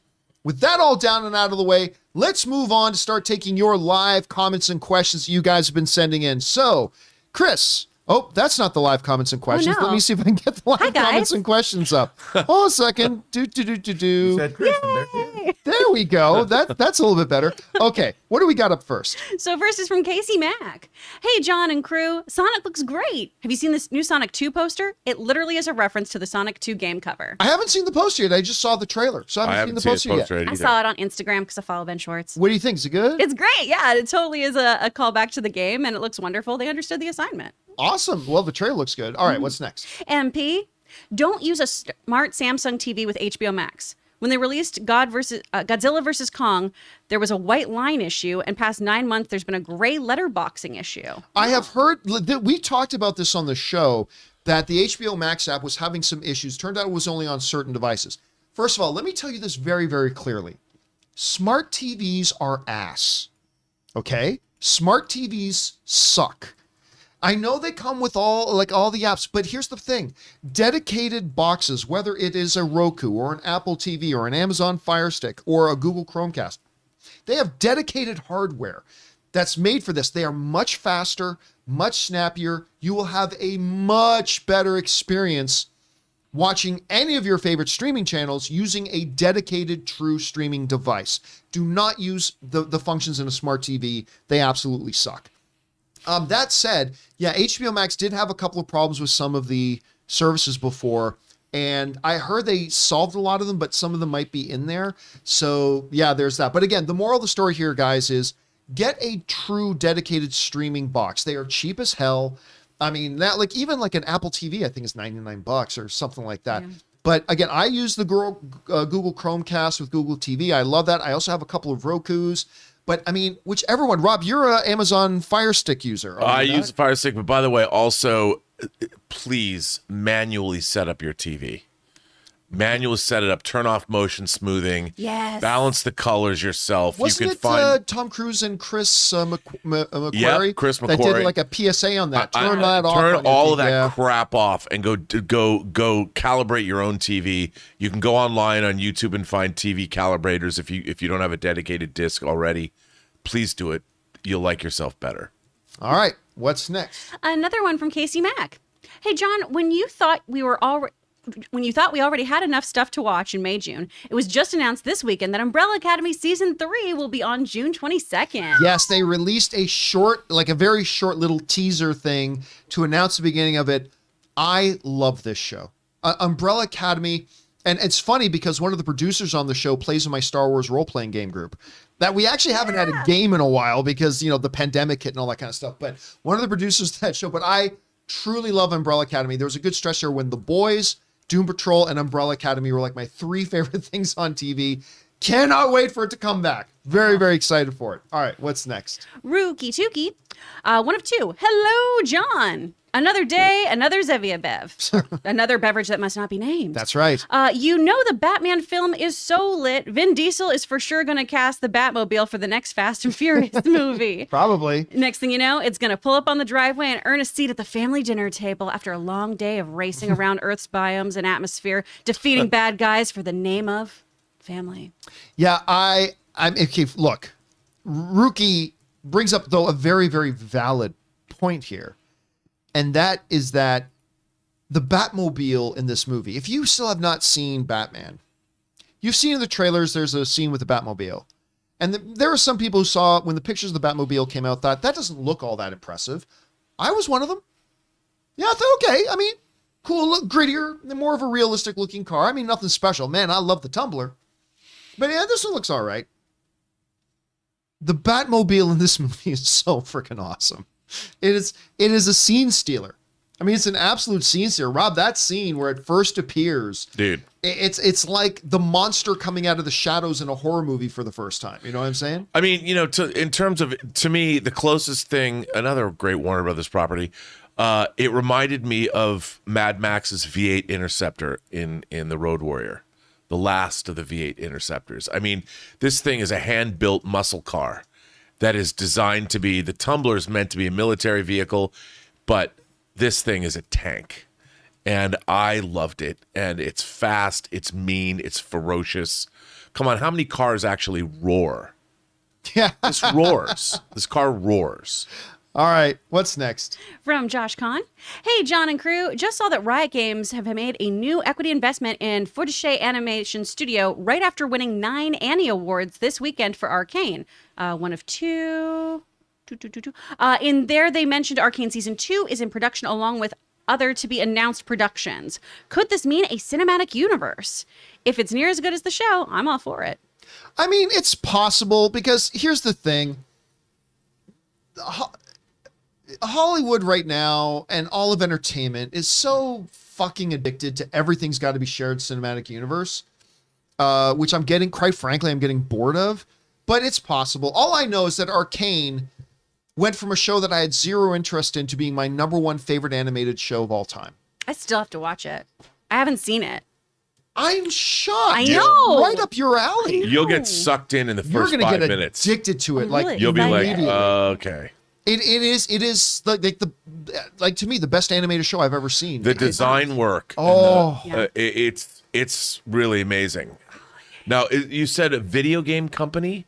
Yeah, Riot Games. Riot Games. Yeah, I was just okay. But has Riot Games purchased them? The animation company? Well, at least they bought into the company. Yeah. Okay, they It bought- sounds They like, made yeah. an investment. Man, because I could see video games in the same kind of style. I can totally understand why Riot Games would have done that. Because, having Or obviously... they just got a good taste of the entertainment side of it, and they want to get more into that. Yeah, it's very, very cool. I think that's a great... And, Riot Games is a huge company. Yeah. And I would love to see... One of our mutual... I don't know if you know this, but one of our close mutual friends worked there for a number of years. You may not even know that, so I'll tell you who it was a little bit later. But yeah. Yeah, but I think this is a good fit. All right. What's next? From MP, John Rob Chris Ray. I watched a movie called West Side Story. It's about a group of people that all dance and sing in unison and don't realize they live in a simulation. I mean, yeah, it could be. I mean, when you look at the opening to Steven Spielberg's 2021, you almost feel like it could be, I'm taking you into another world. Right. The opening shot, that sky view, A opening shot. dystopian landscape where Yeah. the neighborhoods are being destroyed to build the futuristic Lincoln Center. Again, despite the fact that Steven Spielberg is the greatest filmmaker of all time, he is the GOAT. I thought this was a mistake. I thought this movie was a mistake. I mean, nobody today wants to see a bunch of scrawny kids running around the street singing about how tough they are while snapping their fingers. It's not going to work today. Best movie of the year. By the way, I just would like to point out that the great documentarian Laurent Bozero, who did a lot of great Spielberg documentaries over the years during the DVD era, has come back. And on the 4K disc, John, which you, by the way, have a 4K disc player right out there. What? He does? Really do. You can purchase the West Side Story 4K disc and watch the great Laurent Bozero's new documentary on the making of Spielberg's West Side Story, which I know you want to do. I would loan you my disc, but I don't loan my discs to anyone. So you're going to have to buy one on your own. Yeah, that probably won't happen. I can loan you my terminal, John, if you want it. Do you actually have a disc with terminal? I will. Anne would like that. Anne would be totally down for that. All right, what's next? Andy, Batman. What's vengeance if not trauma persevering? Well said. A little Nicely bit of done. Good WandaVision job, callback Andy. there, Andy. Well done, man. All right, what's next? Orlando Orego. So Cats is on Peacock, and I regret hitting play to that movie. Yeah, I don't know why anybody would put that on their service. I mean, Probably contractual deal. I'll tell you what, though. The year before Cats came out, I was at CinemaCon, and Jennifer Hudson came out on stage at CinemaCon in this beautiful gown with a grand piano and a player. They're playing the grand piano for it. And she sang that iconic song She from sang Cats. Memory? She sang Memory. see, and that's who you want singing that song, but then you look at that movie and you're like, no. Yeah, No. I tell you, in that moment, being there 18 rows away from Jennifer Hudson on stage singing Memory, I'm like, I gotta watch this movie. Yeah. I cannot wait for this movie. Ian McKellen? What? Dame Judi Dench. Dame Judy. I mean, this movie is going one of the most celebrated stage productions of all time. This movie, and directed by the director of The King's Speech, one of my favorite Oscar-winning films ever. I'm like, this movie's going to be all kinds of awesome. You know what, though? Wah, wah. We have to give it up because one of the two funniest things that were ever said on the show, were said by Chris Carr. One of them was in reference to cats Yes. and buttholes. Yeah. Yes. All right. What's next? Thanks for thinking those are the funniest things, Rob. That's sweet. Casey Mack. Or is it Andy? Oh, you're right. Andy, one of two, saw the Batman for a fourth time in Dolby Cinema. Nice. The surround sound is immersive, especially during the Batmobile sequence. So good. Also saw the most hilarious comedy on Friday, the 2022 DC movie lineup teaser. Is this false advertisement at this point since the delay news came out on Wednesday? Yeah, I mean, I have seen that happen though before, where a movie gets moved, right? But for the next week or two, you still see a trailer for it advertising the wrong release date. And I didn't know they were still playing that DC spot. Well, hey, man, if they can sue somebody over Anna de Armas not appearing in yesterday, Just gonna say that. Like, do we why get don't we a start a class class? action suit? Let's start a class action lawsuit. There's Come a on. difference. You haven't paid any money for those DC films yet. So But I'm that's a difference. traumatized. I thought But I I'd see paid- Aquaman and Flash this year. Yeah, I paid money to see that trailer. No, you didn't. No, you paid the money. They didn't advertise that trailer. They advertised the movie. Big difference. The Anna de Armas thing, they show her in the trailer. You're telling the audience, hey, if you buy this thing, you're going to get this. And they didn't give it. That's false advertising. I don't care whatever way you cut. You show me a box. You show me this box, and you show it with Batman with the Batarang in his hand. And you say, you're going to get this Batman. Look at that Batman. And you're going to get the one with the Batarang in his hand. And then and you put that on the box, and that's what I'm getting. And then I open it up, and it's not there. That's false advertising. Yo, You man, can't even do DC that. told me I was seeing Aquaman and Flash But in you didn't pay any 2022. money for it. So you advertised that movie then people paid money to see the movie, expecting to see what you said was going to be in it, and it wasn't there. Big difference. Why are you Huge arguing difference. against me? Why don't we just start the class action suit and see if we can make some cash? I mean, maybe we should. What Damn if it. I'm an investor? I understand you're. Oh, you- now, what if you're an investor? But then you got to show how this move has cost you money. Maybe it has, maybe it hasn't. See what happens when somebody's actually worked in a law office. I know. I know, damn it. It's an annoying trait that Anne gets frustrated with sometimes. Okay, sorry, what's next? Now, Casey Mack. Just sue people. I'm actually surprised that the boys trailer wasn't one of your topics today, unless it's an off the top. The trailer I thought looked great. Also looks like it'll have a musical episode. Yeah, I decided not to put it in, but I very well could have. I just talk about the boys a lot. Yeah. And I know not everybody watches the boys. I thought it looked great. Jensen Ackles as Soldier Boy is going to be awesome. This promises that the bonkersness is going to continue. I want to see a straight up Butcher versus Homelander fight. If that's what this season's actually setting up, I'm going to lose my mind. There's some disturbing bloodletting in that trailer too. Oh, yeah. Yes, there is. Very disturbing. I So cannot here wait for for it. this show to come back, Casey. I am so stoked for it. I cannot wait. A-Train. I mean, again, I don't know why I love scenes when like Homelander turns on his fellow Seven members. Like there's something when you see these incredibly powerful gods tremble in fear before Homelander. Like there's something dramatically very compelling about those scenes, right? And it still reminds me of season 1. What's the name of their Batman character again? Black Noir? Black Noir. Or, Yeah, Black Noir. Black Noir.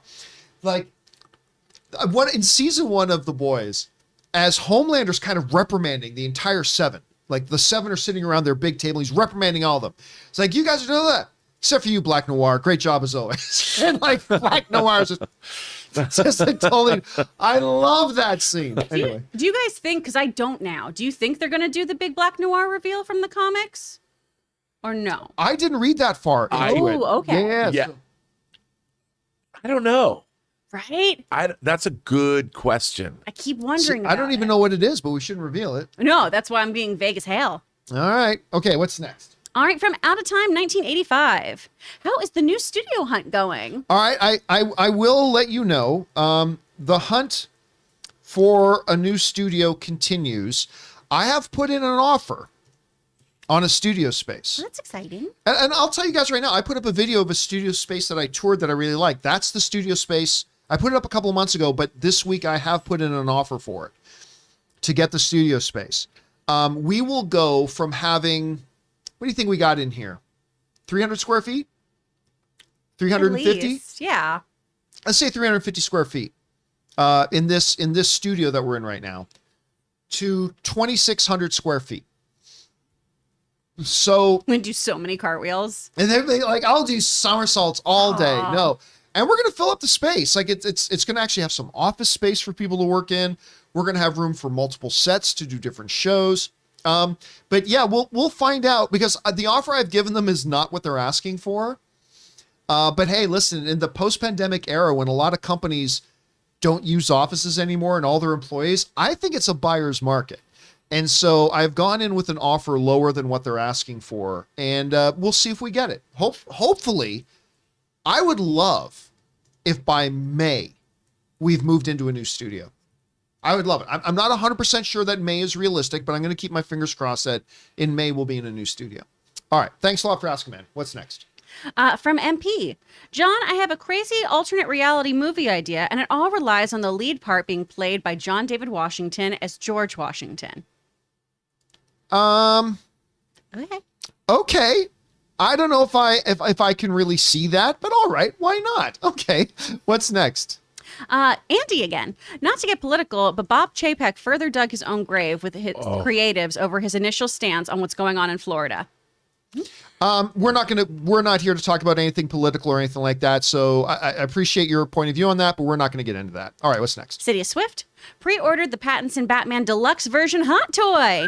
My first hot toy figure. Gotta have my favorite Batman's figure, right? I'll tell you what, I went on.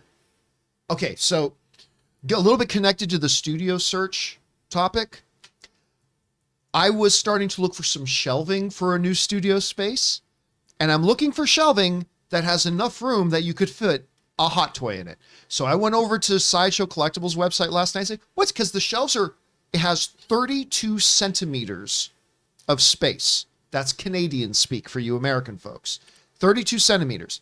And I went through looking at a bunch of hot toys, and like the Batman one for Robert Pattinson was 31 centimeters. And like a Stormtrooper was 30 centimeters. So I'm thinking, ooh, maybe these shelves are going to be big enough to put it, because I'm gonna ask him on air. I'm gonna ask Rob when we get the new studio set up to bring some hot toys in to put up on set. So I haven't asked him that yet, but I just wanted to make sure there's gonna be some room in there. We'll buy some more and everything too. But Module cases, John. I mean, but you can't find them anywhere anymore. Well, yeah, you have to order them. Like, and my buddy, mine and Ray's buddy Ryan, like he's been trying for months to get them for his. You hot have toys. to order them. They make them, and they. And those would probably be stupid expensive. So I don't. Yeah. I don't know, but I don't know. We'll think about. But have you already put in your order for the Pattinson hot toy? I cannot tell a lie. Yes. It looks so good. So the Robert Pattinson Batman, the deluxe version that comes with the bat signal that lights up.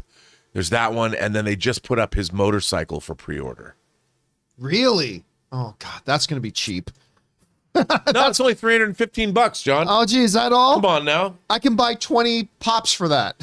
I still have to pay my speeding ticket from the other day, so Yeah, it's gonna I be. can't get any hot toy. They're so expensive. All right, what's next? Sam Fisher. What about Ryan Reynolds and Hugh Jackman starring in a buddy cop comedy like Rush Hour, Tango and Cash, or The Other Guys? I mean, yeah. I mean that's fine, and that'll work. And a lot of people suggested that. Mm-hmm.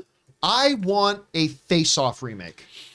I want a Face Off remake with these two guys, you know, as enemies, as opponents. You could have some great on-screen stuff with the two of them. I want a Face Off remake. I mean, your idea would totally work, Sam. Totally would. Absolutely. And I'll be thrilled to see it. But I'm not going to lie. I really want a Face Off remake with these two. All right, what's next? From Shelby. I would have loved to have had Girls' Day and take my cousins to see this. The youngest is almost 15 and was adopted from China. She would have loved it. Oh, Turning Red. Yeah. Oh my, look, all I can tell, I've talked to several people who've seen it. I haven't met anybody or talked, and I'm sure there are people who didn't like it. I'm just saying I haven't personally talked to anybody that didn't love it. Same.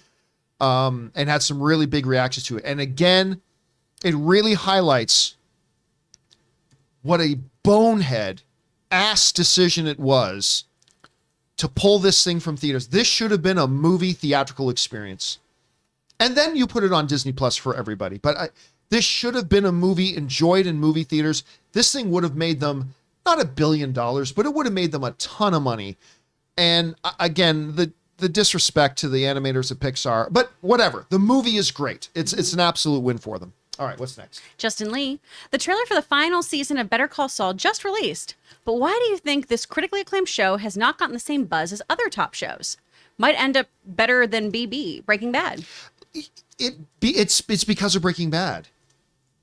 Look, when you are a spin-off show of an all-time beloved series, to some people the greatest show of all time. It's not in my top 5, but I love Breaking Bad. But for a lot of people, a number of people, it's like their number one favorite show of all time. It doesn't matter how good you are. You are always going to be in that show's shadow. You just will.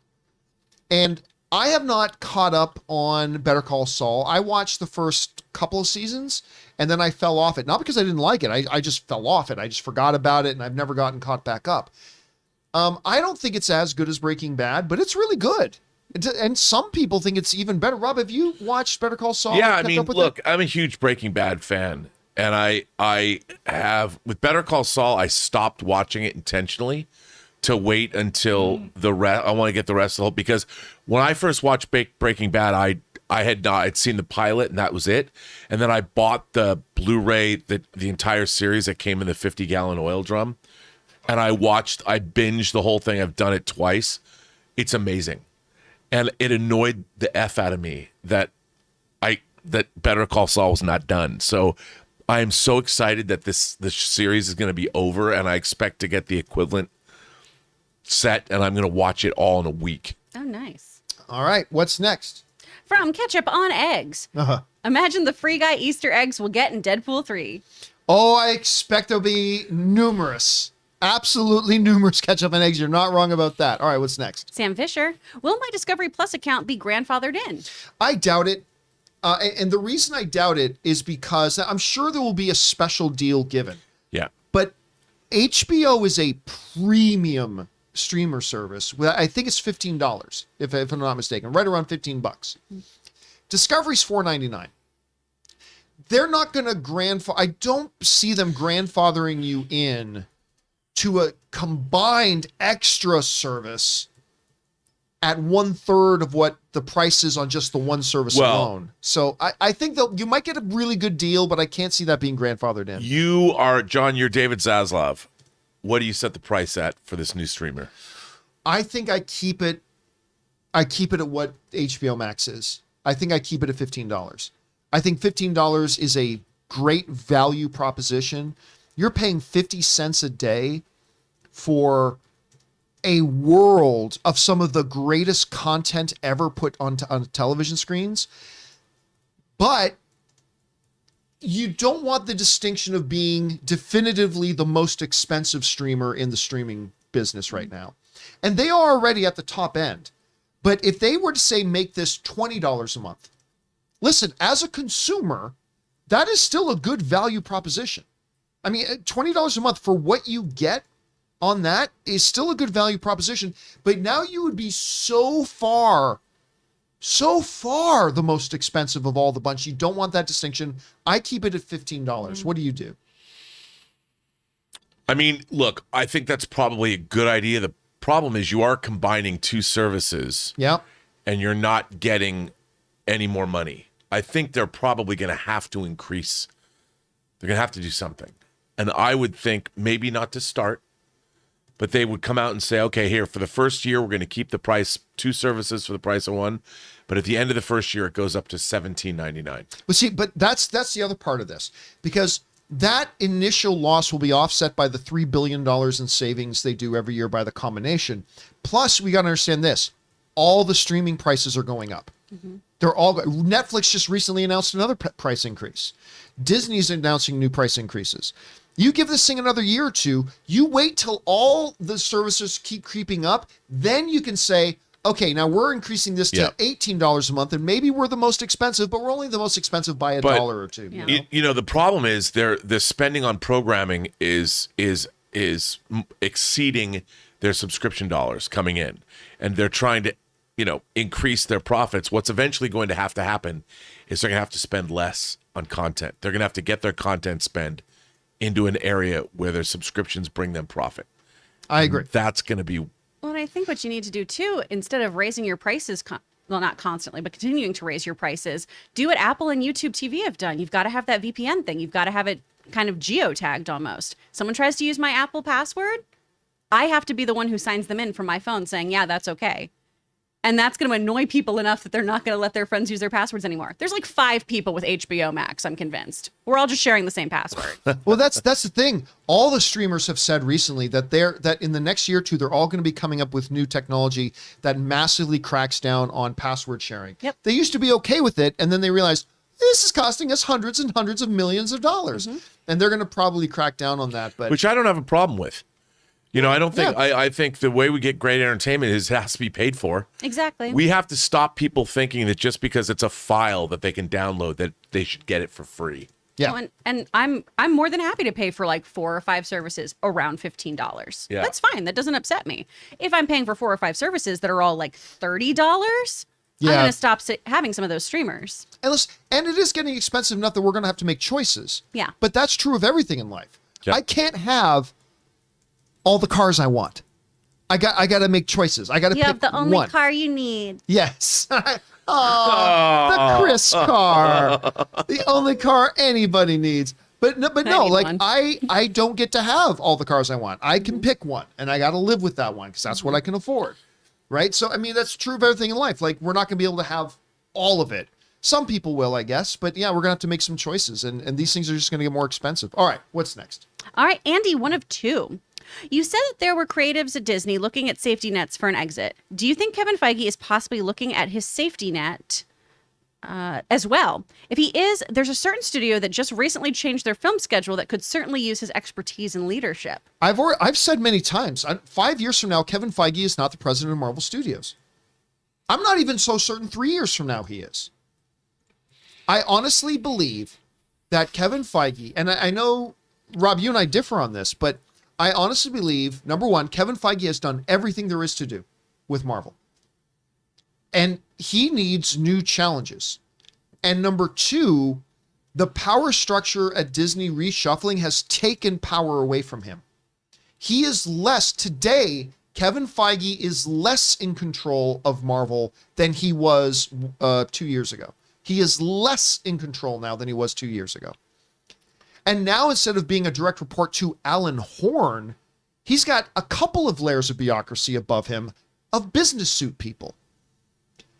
And he doesn't even get to choose now what of his projects goes to the movie theaters or goes to streaming. That's not his decision. He doesn't get that choice anymore. Yes, I believe, I have no insider information on this, but I believe sooner rather than later, you are going to hear about Kevin Feige going somewhere else. It's just time. And then he's going to go somewhere else and he's going to triumph there. And he's going to go from legendary to God status. And he can't achieve God status staying in the same place. He achieves God status by doing what he did with Marvel and then going somewhere else and replicating, even to a degree, that kind of success. He goes from super respected, one of the all-time, he goes to God status at that point. So yeah, I believe with all the bullshit happening at Disney, I believe he leaves at some point. I don't know, Rob, where's your thought on that right now? I think he's got a lot more to do. I wouldn't be surprised if he sticks around for another, 3 phases of Marvel to take it to a place where I don't think he's ready. I don't think he's done with the Marvel Cinematic Universe yet. I think he's got plans, and I think he's going to do Endgame and Infinity War again, but bigger. Whatever that is, whatever that looks like, I think that's where he's going. And then he'll be done. All right. With that down, let's take another quick break here and thank another one of the sponsors of today's show, our friends. Good thing if you're into online privacy, ExpressVPN. We want to take a moment and thank the sponsor of this video, ExpressVPN. Now, guys, does it make sense that the same company who controls half the online retail also passively eavesdrops on your private conversations at home? Or what about the idea that a single company controls 90% of the internet searches, runs your email service, and gets to track everything you do on your smartphone? You guys know that big tech is more powerful than most countries are, and they profit by exploiting your personal data.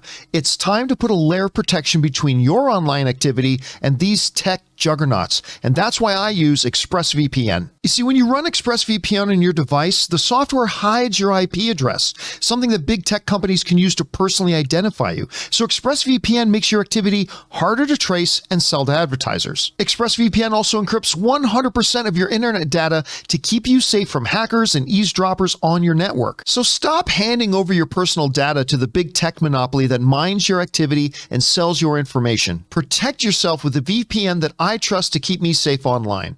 Visit expressvpn.com/Campea. That's expressvpn.com/Campea to get 3 extra months free. Go to expressvpn.com/Campea right now to learn more. And thank you to the good folks at ExpressVPN for being a sponsor of today's episode of the John Campea Show. All right, let's get back to your live questions here, guys. Chris, what do we got next? Orlando Orrego. I saw Volcano on YouTube since I have the premium service. Still a great disaster movie. Have you seen the movie YouTube offer for free for premium? I have not seen it on YouTube, but I remember Volcano. I mean, that's the one that came out about the same time as Dante's Peak, right? Oh, I remember Dante's Peak. Where they destroy La Brea. I liked both of those movies. I mean, I'm a sucker for these disaster kind of films, especially back. It was Pierce Brosnan. Which one was he? Dante's Peak. He was in Dante's Peak for That's that why one. I saw that. Anne Heche and Tommy Lee Jones are in a Volcano. That's right. Volcano rules. They destroy You like that one? They destroy like the La Brea tar pits? Well, no, the tar pits? the corner where the Academy Museum is. Yeah. The corner of Fairfax and La Brea. The tar pits. Where I lived, basically by the erupt. way, when I first moved here. The Sarba, but yeah, and what I love about it is they like built a recreation of that street corner. Just because since I've lived in LA, I've driven on that street corner, that whole neighborhood 100 million times. Yeah. And then it ends at the Beverly Center. So it's just, if you live in LA, there's something delicious about, because, you know, you want the world to end in your neighborhood. That's what I've always thought. I'd like to have a video camera and film everything and get on the news. And Volcano's the closest I'll ever come to having my neighborhood destroyed. I feel like we need to have a real long talk about you and your mortality. Are you okay, bud? All right, let's keep going. What's next? Seconds from Disaster, 1 of 3. Hi, John and crew. I watched The Adam Project and loved it. The story wasn't the strongest, but I love the dynamic between all the characters, especially the I'm assuming scene, there we go, when he is talking to his mom. Now that Deadpool has been announced to be directed by the same director, seeing this movie gives me hope for Deadpool. The bigger budget will help too. Think this is a good director to take on Deadpool, and does it give you hope? What are your thoughts? Well, I mean, let's be clear. Number one, I never didn't have hope for this. I mean, Deadpool 3, I mean, it's not like, oh man, I don't know if it can be any good. Like, I've always had extreme hope that this movie could be absolutely fantastic. I share your sentiment about the Adam Project. It is not the strongest story, quite frankly, but it is still overall a delightful movie to watch because, again, it's the character dynamics. Yeah. Especially between Ryan Reynolds and the kid who played the younger version of him.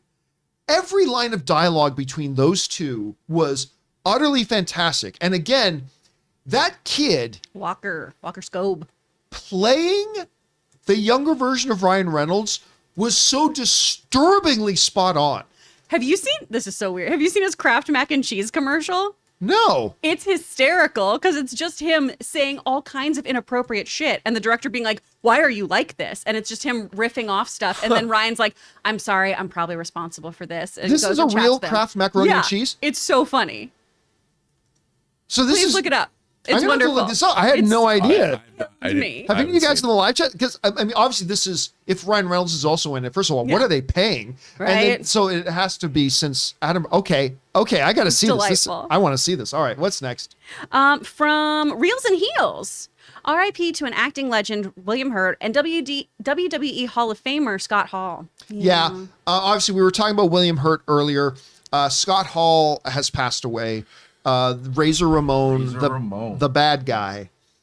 Say hello to the bad guy. I mean, that was an era of wrestling. Of course, him and Diesel leaving the WWE, going over to WCW, and creating the New World Order is what started the most iconic run in wrestling history, the Monday Night Wars. And I believe Razor Ramon was the very first time where I started cheering for A heel? a heel. heel? He was the very Ooh. first heel that I found myself cheering for because his wrestling moves were good, and his character was just so funny to me. Like, it was so over the top, like that accent that he would pull off was just so over, like so corny that I liked it. So Kevin Nash, Big Daddy Cool Diesel. Kevin Nash put out a really touching Instagram post before they pulled the plug on the life support. It said, just basically talking out like he's the closest friend I've ever had, and now we have to get ready to live in a world without him. For those of you who don't know what happened, he was going in for a hip surgery, from what I understand, and there were complications from the hip surgery. I think there was a blood clot issue. He suffered like 3 heart attacks and had to be put on life support, and then they pulled him off life support today. So yeah, if you're into sports entertainment, into wrestling, we lost an iconic figure in Scott Hall. Oh gosh, he was only 63. Yeah, Oh. and he was just recently the focused in this documentary where Diamond Dallas Page was like getting these wrestlers who had like Jake the Snake Roberts, Scott Hall, who had just like lost their health. They had given into massive addictions, and they were just terrible shells of their former selves. And Diamond Dallas Page, who would come in and really help them get their lives back together. Iconically, Ray, I'm assuming you saw the Jake the Snake Roberts stuff. Yeah. With Diamond Dallas, and Jake Roberts got himself clean, got himself healthy, and then they started working with Scott Hall. So it's really heartbreaking to hear this. it's unfortunate that they have to go through that time, because whatever they did that wasn't good for their body, it's gonna last with them. And so no matter how they change things, so we just got to appreciate their time here, what they their entertainment value that they gave us, and just hope for the best. That hopefully Wow. some of them actually can overcome whatever they did when they were wrestling. It's just super scary too after this weekend with Biggie getting Oh hurt yeah. too. He Oh broke his yeah, I neck. saw Cut from him. his neck. Yeah, So, saw a picture they of put him in their the hospital. bodies through so much. All right, what's next? Sam Fisher. On a scale from Golden Globes to Academy Awards, how legit and meaningful are the Critics' Choice Awards? Can you create a scaling for the awards? I would say this: like when it comes to specific disciplines like acting, it's Academy Awards SAG. Directing, it's the Academy Awards DGA. But I would say in overall thing, I would actually consider the Critics' Choice to be the second most legitimate Yeah. one. Although, in recent years, the Critics' Choice have started incorporating a lot of bullshit categories just for TV ratings, and they've lost a lot of my respect.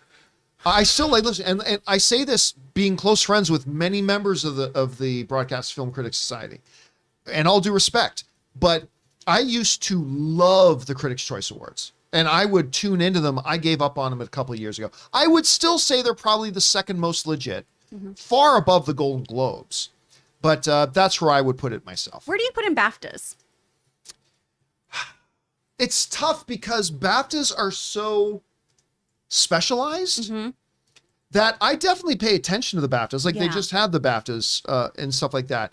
So I definitely pay attention to them, but because it's so specialized, whereas the Critics' Choice is for everybody, the Academy is basically for everybody, I don't know where to put it, to be honest with you. It's like the same question I would have about the Genie Awards, which is the Canadian, awards thing. I don't count count it in it because it's so more specialized. Yeah. So that's a good question. I'd have to think about that. That's a good question. All right, what's next?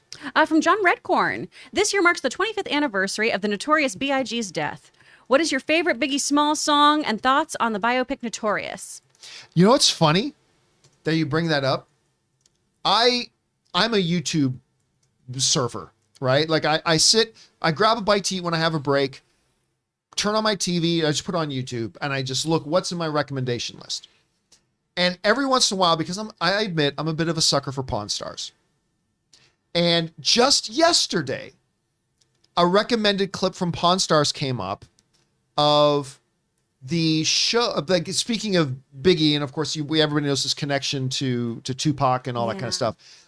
Brought up was the actual car was brought into Pawn Stars that Tupac was shot in. And it was the actual car. Oh. And the guy it's a car that's worth about $10,000.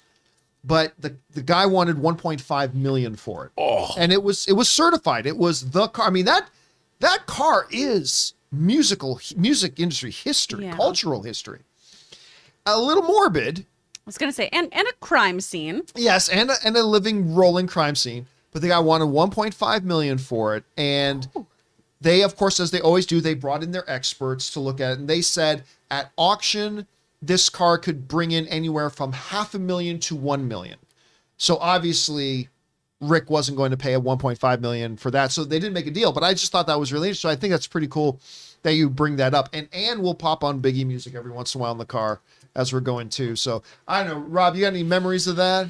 Well, I was just looking to consult with the old internet, but I've been working on a script where I want to use One More Chance, the tune One More Chance. And now that I've brought that up, they'll probably charge me an arm and a leg to get it if I ever get the project off the ground. But I certainly would like to use that song. All right, what's next? From Walid Haji. I'm so sorry if I said your name wrong. Do you think the Batman will have long legs? Well, with only a 50% drop after 1 week and making 66 million, it looks like it's going to have some pretty good, maybe not Spider-Man No Way Home legs, but for a film, it looks like it's going to have very good legs. All right, what's next?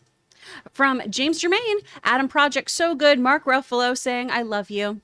I mean, okay, again, we're not going to go into specifics or anything spoiler way, but yeah, Mark Ruffalo, very good in this film. So goodness. Very, very good in this film, James. All right, what's next? Out of time, 1985. All right, John, what Canadian Easter eggs are in Turning Red that you noticed? There's no Easter eggs. It's all blatant. Yeah, it's a love letter. It was a love letter to the city she grew up in, right? And everything from, constantly seeing the CN Tower in the background, the call outs to the Sky Dome, the street names, the always Canadian flags everywhere. So obviously, to me, who am an absolute 100% Canadian homer, I got a big kick out of every single thing. The funny thing is, there was a clip released where like the girl May realizes that her mom is sneaking around the outside of the school, and a school security guard who's got, I forget the name of the actual name of the turban that they wear, and is it Sikhs who wear them?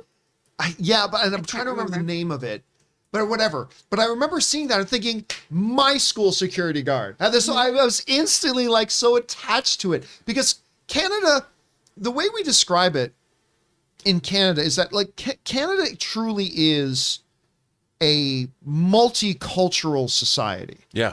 And they call it, like in America, they call it the great melting pot. In Canada, we call it the tossed salad.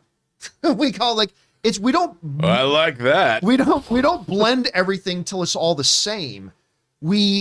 Everything is celebrated for its differences and diversity. And you saw a lot of that in this movie as well. So yeah, there was a lot of stuff, but I wouldn't even call it Easter eggs. The first time I had a conversation with a Sikh was in Canada.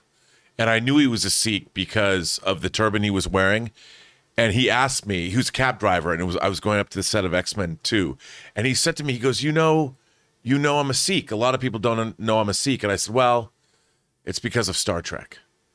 And he goes, what do you mean? And I said, well, there's a character in Star Trek named Khan Noonien Singh who's a Sikh. And he looked at me and he said, and I thought this was great. He goes, we Sikhs were like potatoes. Everywhere you go, you can find potatoes. And I said, I like that. Always a food analogy. I like that. There you go. All right, what's next? All right, from Joel, I finally watched Seven, not knowing anything about the film other than the title. Great way to go into it. What an incredible movie. Oh, that's a cool way to go into a classic like that. Oh. How about that ending?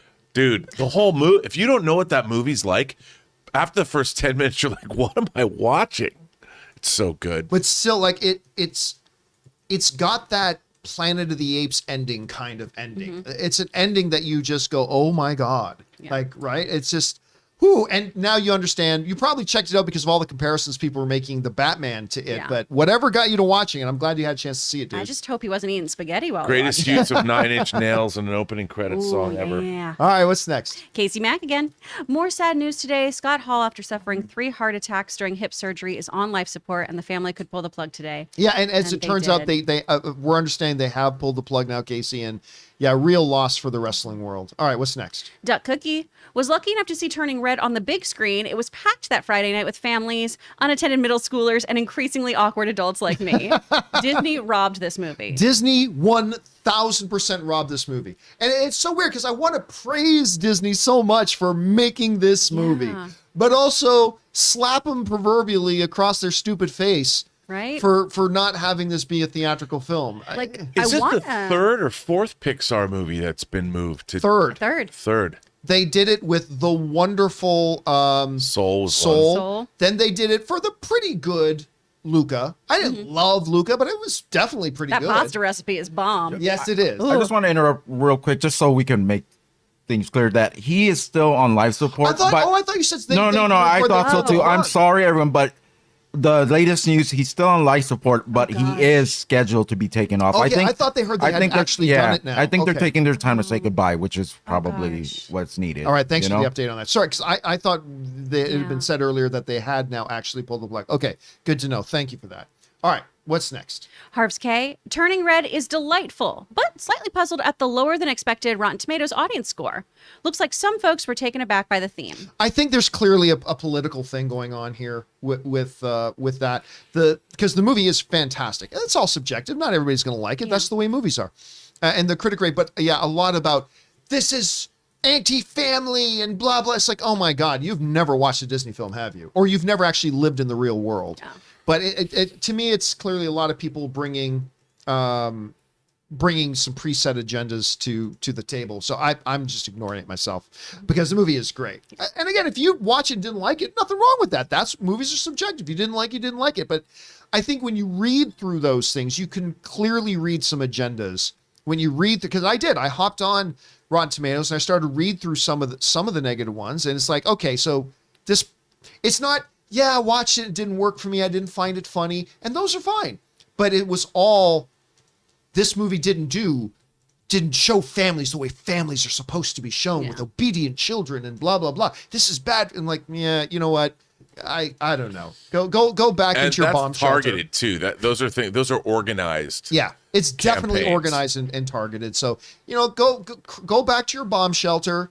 Wait for whatever it is you're waiting for to come back out, and but it is what it is. But again, if you are just somebody who watched the film and you just didn't like it, nothing wrong with that. What It's families even have obedient children in the history of humanity?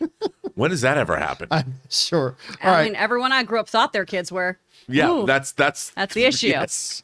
All right, what's next? Abraham Ruiz. The week of Doctor Strange coming out is also the same week the Avengers turns 10 years old. Crazy how much has happened since then. Wow. Movie club episode that week? Maybe. I mean, I didn't realize. Yeah, Avengers turning 10. I still remember when they celebrated the 10th anniversary of the start of the MCU. And now it's like, oh yeah, I guess the number of years from that to Avengers is how many years has almost passed here. It's like, yeah, maybe that would be a good time to do an Avengers movie club, celebrating the 10th anniversary. That's not a bad idea. All right, what's next? From Walid again. I don't think a family-friendly Deadpool will work. I mean, it just depends on how your family feels things. A family-friendly Deadpool would never work. But the Batman is not exactly family-friendly. You can bring family to it. But I think, again, this is prior to the first Deadpool movie coming out. There was a way you could have done Deadpool as a very hard PG-13. There's definitely a way you could have done it, for sure. Not anymore, though.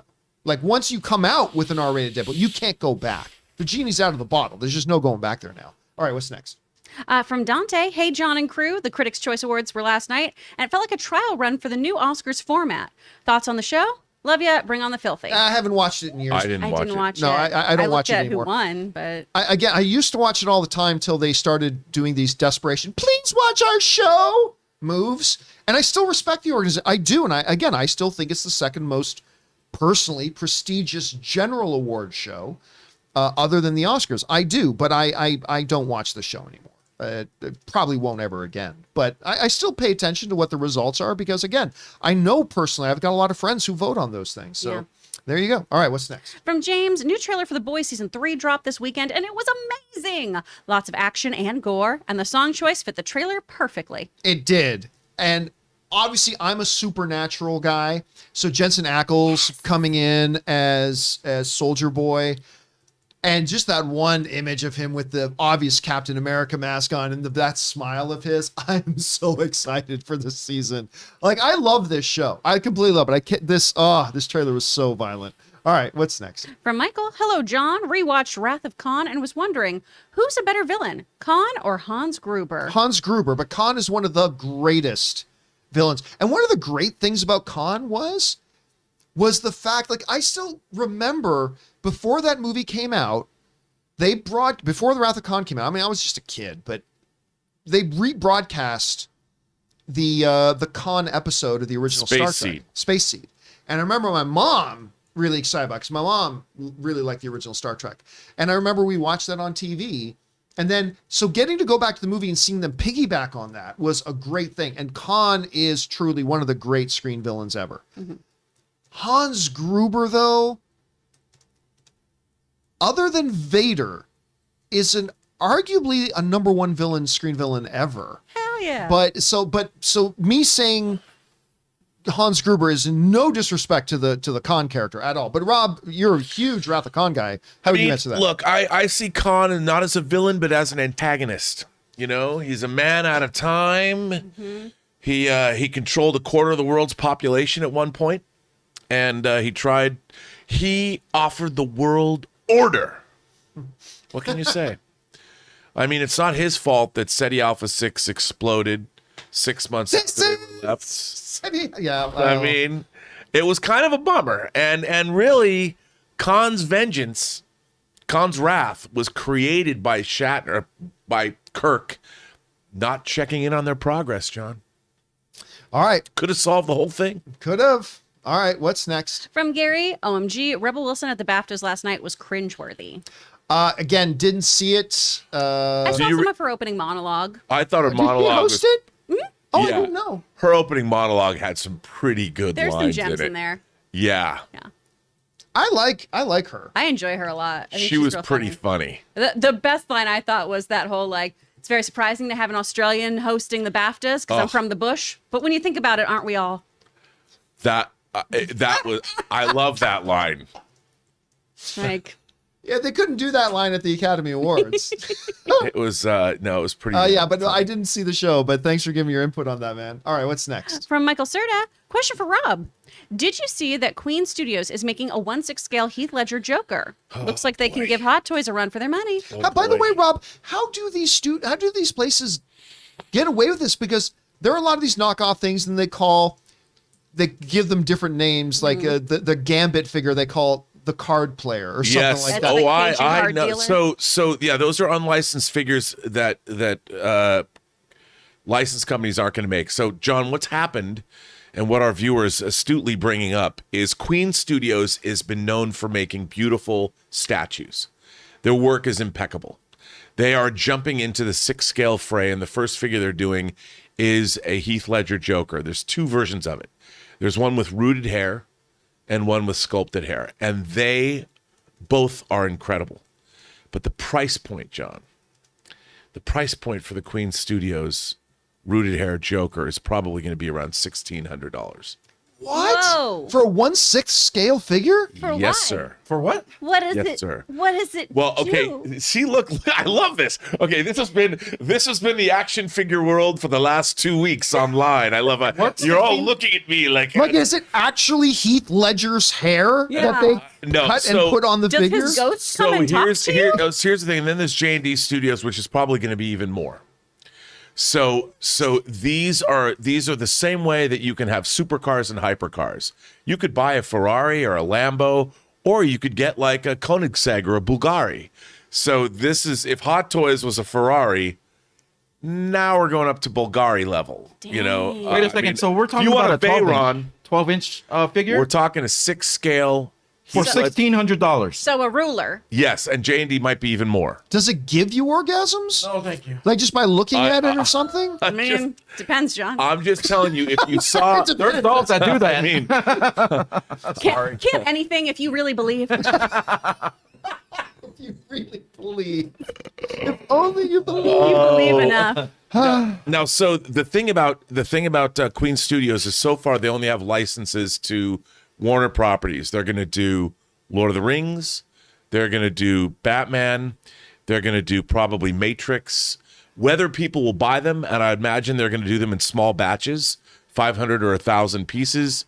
But I'm telling you, man. I love your enthusiasm, but please don't buy that, Rob. $1,600. Even There's so many I've been things having you this could buy. conversation on other shows I stream on, action figure shows. You know, I was on Justin's Collection. I was on with Lael Rockwell.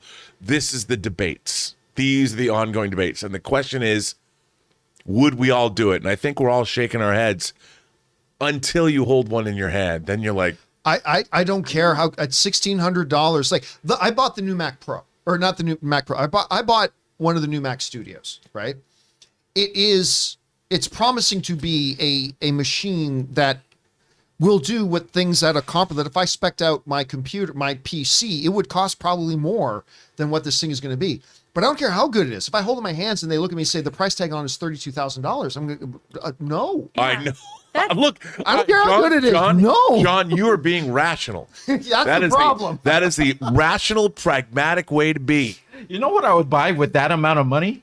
But like I wouldn't even spend it on that. It's like those huge the huge R2D2 Legos. Yeah. But by the way, At least you get to do something. I should point out that they have not officially announced the price point. Okay. Okay. This is rumored or speculative, but I think we're in the ballpark. I think All we're in the right. ballpark. That's a studio apartment in Los Angeles. Yeah. That's bananagrams. Hey, All right. don't shoot the messenger. We got to keep I'm moving not here, mad guys. at We're running you. out of time. Okay, what's next? John Redcorn, if Moon Knight sucks, I fear what Rob would do. I'll tell you exactly what Rob will do. We're going to hear about it every day for years. We are going to hear about it This will be the new every Star Trek. day Well, for how they botched Moon Knight. I would look at it this way: if Moon Knight sucks, that means there's less annoyance I will have of Star Trek. Until May go when Moon Star Knight Trek suck. Strange New World starts. I mean, there might be a month. I don't think it's going to suck, though. Star Trek just followed the Moon Knight Twitter account. By the way, Rob and I were talking about this before the show started. Oh, okay. Here you go. I was a little bit late to watching I told you weren't episode supposed 2. to bring this up. Well, did you? Sorry, I don't remember that. I can Too late. stop. No. You This go is right Matt ahead. and Webb all over. Okay. So I was a little bit late watching episode 2 of season 2 of Picard, right? But I really liked the first episode. I thought, okay, maybe they just got lucky with the first episode. I really like season 1, to be honest with you. And then I watched episode 2 and because I remember Rob saying, you know what, this thing is just a Star Trek greatest hits. And I watched episode 2 and I thought, damn, you know what, Rob is right. But I'm digging it. Oh. It really works. I'm having a lot of fun watching this. And then Rob came in today and said, I didn't hate it. Oh, you got the corn dog out your butt. It's a corn dog specifically? so I I didn't was hate a it. little surprised. I was a little bit surprised. I mean, look, this show can still skyrocket from here or tank from here. Who knows? Yeah, But look, I'm really digging it so far. I do not. It gives me no pleasure to dislike Star Trek, and especially Picard, which is a direct follow-up to Next Generation. I feel that there's cooler heads prevail. Although I do, this is a greatest hits. It's no doubt. so many, No doubt. and I want the Borg Queen to win. I want her to prevail. I hope that she becomes a regular cast member in season 3. I'll tell you what, when she came out, I'm like, oh God, really? Really? We're going back there again? But after about her being on screen for 5 minutes and the dialogue between them, I'm like, okay, I see where you're going with this. Yes, And Queen. Come on. I gotta admit, kind of worked. All right, let's keep going here. What's next? From Gonzi, Doctor Strange walks in front of a council in trouble. Charles, fear not, Strange. We believe in second chances. Isn't that Reed? Camera pans. Miles Teller. Damn right. Kevin Feige. Gotcha. Listen, I don't care. I don't care what anybody says. Miles Teller, for about 45 minutes, made a pretty good iteration of Reed Richards. A younger Reed Richards, that kind of thing, for about 45 minutes. And then everything that went wrong with that movie after that, because I still contend the first act of that Fantastic Four movie is actually not bad. It falls apart after it, but all the things that fell apart after it had nothing to do with Michael B. Jordan or Miles Teller or Kate Mara, and it had nothing to do with the performances. But I wouldn't at all be shocked. No, I take that back. I'd be shocked if we see Miles Teller as Reed Richards. I'll be shocked. I mean, I gotta say, I've always thought that Miles Teller was this year's Shia LaBeouf. However, I think that his performances in Whiplash, he's a really terrific actor, and I really enjoy him. And You know what I really liked him in? And I can't remember the name of it. He was in it with Josh Brolin, where they played smoke jumpers. They played firefighters. I thought, I'm trying to, Only the Brave, or... Yeah, that was the one that Joe Kosinski directed. Right. Nobody saw it. One of Teller's best performances, and I include Whiplash in that. He's great. And look, He's phenomenal. And He's he's in in the new Top Top Gun Gun. Maverick. Yeah, he's Goose's son, right? Yep. Plays Goose's son. And by the way, they showed us a bunch of footage of that, including some of the dynamic between Tom Cruise and him. Good stuff. Good stuff coming. All right, what's next? Victor, thoughts on the reports that Obi-Wan's script was overhauled because it was deemed too dark? Am I wrong for being nervous about this? No. Somebody wrote to me, but first of all, they went back. For those of you who don't remember, Obi-Wan was kind of ready to go a long time ago, and at As the a last film. minute, they decided to pull the plug on it. They weren't happy with where the script was at, and decided to go back to the drawing board with it. By the way, with the full support of Deborah Chow, who is directing this entire series, who is fantastic, because we saw what she did with Mandalorian. Mm-hmm. And some of the reports are saying it was a little bit too dark. And then I get people writing to me saying, oh, that means it's going to be all kiddie.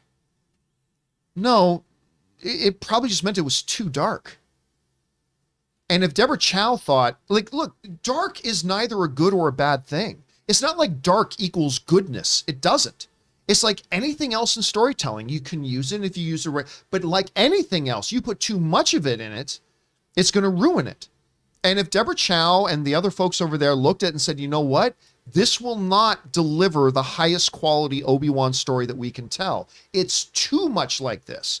Because you're a fool if you look at the trailer and don't realize there's going to be some dark edges to this story. I mean, that's clear from the trailer. But if Deborah Chow and the others looked at it and said, the script as it is overdoes it to the point that it's going to ruin the effect that we're trying to make, then that's a good thing. There are too many people out there that think dark equals good, and that's not true. It's like anything. It's like sugar in something. You put sugar on something, I love it. You put too much sugar in something, I'm going to spit it out. And so it's all about balance. So I just laugh at people who say they've ruined, because I've seen some headlines. They've already ruined Obi-Wan because they took some of the darkness out of it. It's like, fucker, you haven't even seen the damn thing yet. Well, and sometimes things are just too gratuitous too, right? Yes. Think of the Green Lantern comics. If we had seen his girlfriend shoved in that refrigerator or disembodied and seen all those parts, that'd be horrifying. But it's almost more unsettling to just see that little bit of hand and know, oh my gosh, someone like dismembered his girlfriend and put her in a fridge. But we don't see it, so it doesn't have that higher like graphic rating, but it's much more effective storytelling. Also, maybe it just takes place during the day. A little more. The sun makes a bigger appearance in this one than it does in the Batman. Tatooine's really bright. All right, what's next? From Alfredo, hi team. Catch the 1883 finale. Fantastic season. No, I watched all of 1883 right up until they had the break, and I haven't had a chance to get back and catch up on and finish out the season. I really liked it up until when it stopped, but I have not had a chance to finish it out yet. Have either of you guys? I have finished not it out? watched the No. finale. And I know a girl who's in the show, and I really need to watch it. I haven't watched any of it. But Yeah. I really have loved that series. Yeah, I up until the point that I saw it. Yeah. You know what I love? You know that gunfight in the plains? Like that during the day when they were stealing the cattle? And Yeah, when they're trying to sneak up on them. I had never seen a gunfight like that. Like there's no cover. You're just in the middle of the... Guys are on horseback, and I thought that was one of the most innovative Western gunfights I'd ever seen. All right, what's next? Loved it. From Mickey Bell, 2 fantastic movies I watched this weekend, The Atom Project and Turning Red. Plus fantastic episodes of Picard and Discovery. It's a good time to be a nerd. Yeah, listen, I'll be honest with you. I am a big fan of Discovery. I like Discovery a lot. I will say I have not loved this season. I did like this last episode. I think this last episode was probably the strongest one they've had this season so far. But I Yeah, because they ripped off like 6 different science fiction movies. whatever. Who gives a shit? They delivered a really good episode of television, and I liked it. But I have not been thrilled with this season of that so far. But you're right. Got to watch a great episode of Picard. Watch Atom Project. Really enjoyed that. Loved Turning Red. It was a good couple of days, Mickey, for stuff that was on my screen. It was really, really good for that. All right, what's next? From Jacob, when the Flash movie was announced, the TV show just started its first season. Yes. When the movie is released, the show will probably be coming to an end.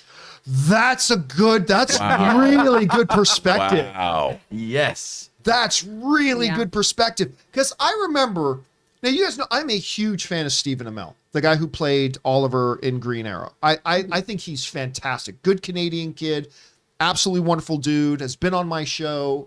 Love the guy. I think he's tremendously talented. But I remember when they announced the Flash movie, and you're right, it was when the Flash show started its first season.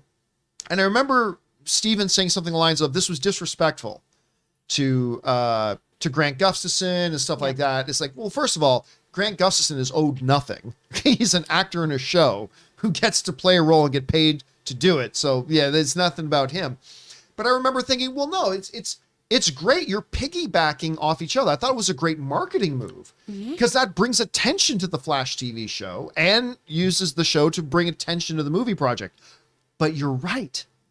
They announced this movie when that show was in season 1. I believe we're heading into season 8 and there's still no Flash movie, and they just moved it again. It's a really good perspective to put on that, Jacob. All right, what's next? BJ, who just loves the show. Oh, thank you, BJ. Appreciate that, man, BJ. very much. I wonder All if he right, has the bear. the what? BJ and the bear. Oh, BJ and the Bear. That's going back a ways. Yeah. Too All right. far. I don't know that reference. What's I don't next? either. I'm that old. See, it's the close to death thing. No, you're gonna live forever, Rob. Chef Rigo, no comment, just showing support. Oh, Thank you, Chef Rigo. And by the way, we do. I'm thinking maybe Wednesday. We got to set up a night where we go and have dinner at Chef Rigo's place. We're going to go over to Shogun there. Maybe Wednesday. We'll talk about it after we're done the show. All right, thanks for that, Chef. What's next? Tim Platt, R.I.P. Scott Hall, a.k.a. Razor Ramon, Bad Guys Live Forever. Yeah, apparently he is still with us. Apparently, but they're getting ready to pull the plug. So yeah, R.I.P. to a legend. All right, what's next? Chris Bersinas, I'm lucky Arizona doesn't change time either. Oh my gosh, good job, Arizona. Yeah, but again, Farmers. the one bad thing about that is you got to recalibrate to what hour it is everywhere else. Because when I'm here in LA, I always know, regardless of when the time changes, my home, Ontario, Canada, is 3 hours ahead. Yes. Ahead. It's 3 hours ahead. Like right now in Canada, it's just past 3:30 in the afternoon in Hamilton, Toronto, that area. And it always is because we change times. So when I was living in Saskatchewan, where they didn't change time zones, I would always have to think, wait a minute, what time is it in Hamilton right now? Are we in the part of the year where we're 2 hours? I mean, it would be an awkward part. All right, what's next? All right, from Jim, R.I.P. William Hurt, the best Thunder Ross. Sam Elliott was a pretty damn good Thunderbolt Ross, too. Yeah. He really was. But no, William Hurt, iconic. He was great in the role as well. I really did. All right, what's next? Reels and Heels. I really liked Turning Red. It felt like Pixar's version of Teen Wolf. But totally different at the same time. Like it had that aspect. That was the fantastical aspect of it. But I'm glad you liked it. I liked it more than I thought it would. And I go into Pixar films with pretty high expectations. I thought it was just a wonderful film. All right, what's next? Callie, how do you think of William Hurt passing? Well, we spoke about that obviously a little bit earlier in the show. It is an absolute tragedy. Far too young. The guy was still like acting his ass off, and it's just incredible. Again, one of the very, very few in history to be nominated for Best Actor of the Academy Awards 3 years in a row. I mean, that's a very, very rare feat. We lost one of the greats. All right, what's next? Random Polygon sending in a $34 super chat. Well, thank you, Random Polygon. Appreciate that, man. Thank you for the support. Hi, John and crew. Just wanted to express my disappointment with the delay of the Star Wars Rogue Squadron movie. Star Wars plus Top Gun seems like the best thing ever. I hope they start work on it soon because I'm really looking forward to it. Thanks, and bring on the filthy. It brings up a question. And I bring this, and I ask this a lot. And this has been, and again, Kathy Kennedy, as far as I'm concerned, the moment she hangs them up, if this was the sports world, the moment she retires, she gets a gold key access to the Hollywood Hall of Fame forever, period. She's one of Steven Spielberg calls her the greatest producer of all time. I don't know that she's the greatest producer of all time, but she is one of the great producers of all time. Her resume is unmatched. That being said, her biggest weakness in being the head of Lucasfilm, which is a different job, has been her inability to make sure she is on the same page with her storytellers prior to getting things moving. We've seen it happen over and over and over and over and over again, to the point that we got Patty Jenkins, who only, directed films that won Academy Awards. Nothing big. They even go make this big drama announcement where she's on an airfield on a runway strip telling the story of her father and the fighter pilots and her love for those types of stories. And then her getting up and putting on a flight suit and walking down a runway to a life-size, in Hot Toys speak, 1-to-1 scale X-Wing fighter, talking about this thing. Oh, but it turns out her and Kathy Kennedy weren't on the same page yet as to what movie they want to make. And then we find out there was creative differences and the movie gets delayed. It's like, once again, not even knowing if you and your storytellers are on the same page remotely before getting ahead of yourself to make these big public announcements and doing these big dramatical features, only then to disappoint the fans later on when we find out there was chaos behind the scenes. Mm-hmm. And as great as a producer as Kathleen Kennedy is, that has been her biggest flaw in trying to run Lucasfilm. And I am tremendously frustrated. Rob, I remember how excited you and I got. Dude. When that was one of the greatest movie announcements ever. Plus the Rogue Squadron novels, I'm not saying they were going to go adapt them, but those novels, there's a lot of really good Rogue Squadron novels. There's a lot of great storytelling to be mined there for what could have been a tremendous feature film. And I just feel like, wouldn't that already have been put into place when you make that announcement. You take a crew out to shoot Patty Jenkins on an airfield. Like, wouldn't that already been squared away? You would think. Wouldn't that make sense? Yes. But again, it's been, as fabulous as she is, this has been her biggest blind spot at any rate. Well, that was pre-Wonder Woman 2, Wonder Woman 84. So Anyway, Random Polygon, thank you so much for sending that in, man. Really appreciate the support, and thanks for being here, dude. All right, what's next? Steve Alexander. We all need to appreciate the GOAT, Mr. John Campea. Been following you since 2013 Man of Steel. You're the best to ever do it, past and future. It is still amazing to me how many people today still say that the first time they came across my content online was that Man of Steel review, which is one of the many reasons why I have Henry back here. I mean, having my favorite Superman overlooking and protecting the studio space. Of course, when we do get a new studio, Henry will be coming with us, of course. Absolutely. But it's amazing to this day how many people I still hear that their first introduction was from that Man of Steel thing. So, hey, listen, Steve, thank you for being along for the ride. I guess 9 years now. Thank you so much for being along on the ride with us. Appreciate you being here, man. Will the agents of S.H.I.E.L.D. be transporting Mr. Cavill? I'm just saying, doesn't it need supreme security? You are what's called a shit disturber. you are trying to disturb the shit here. We need to get that for your desk. Cheap shit disturber. All right, what's next? Andrew Huffman. John, do you think the drops were just a representation of drugs to keep the Batman PG-13, or will that tie into a villain in the future? Scarecrow, Mad Hatter, Joker, what do you think? No, I read some people saying, because you're not the only one to write in about this, Andrew. I had other people writing into me and saying, well, I think they just called the drug drops so it could stay PG-13.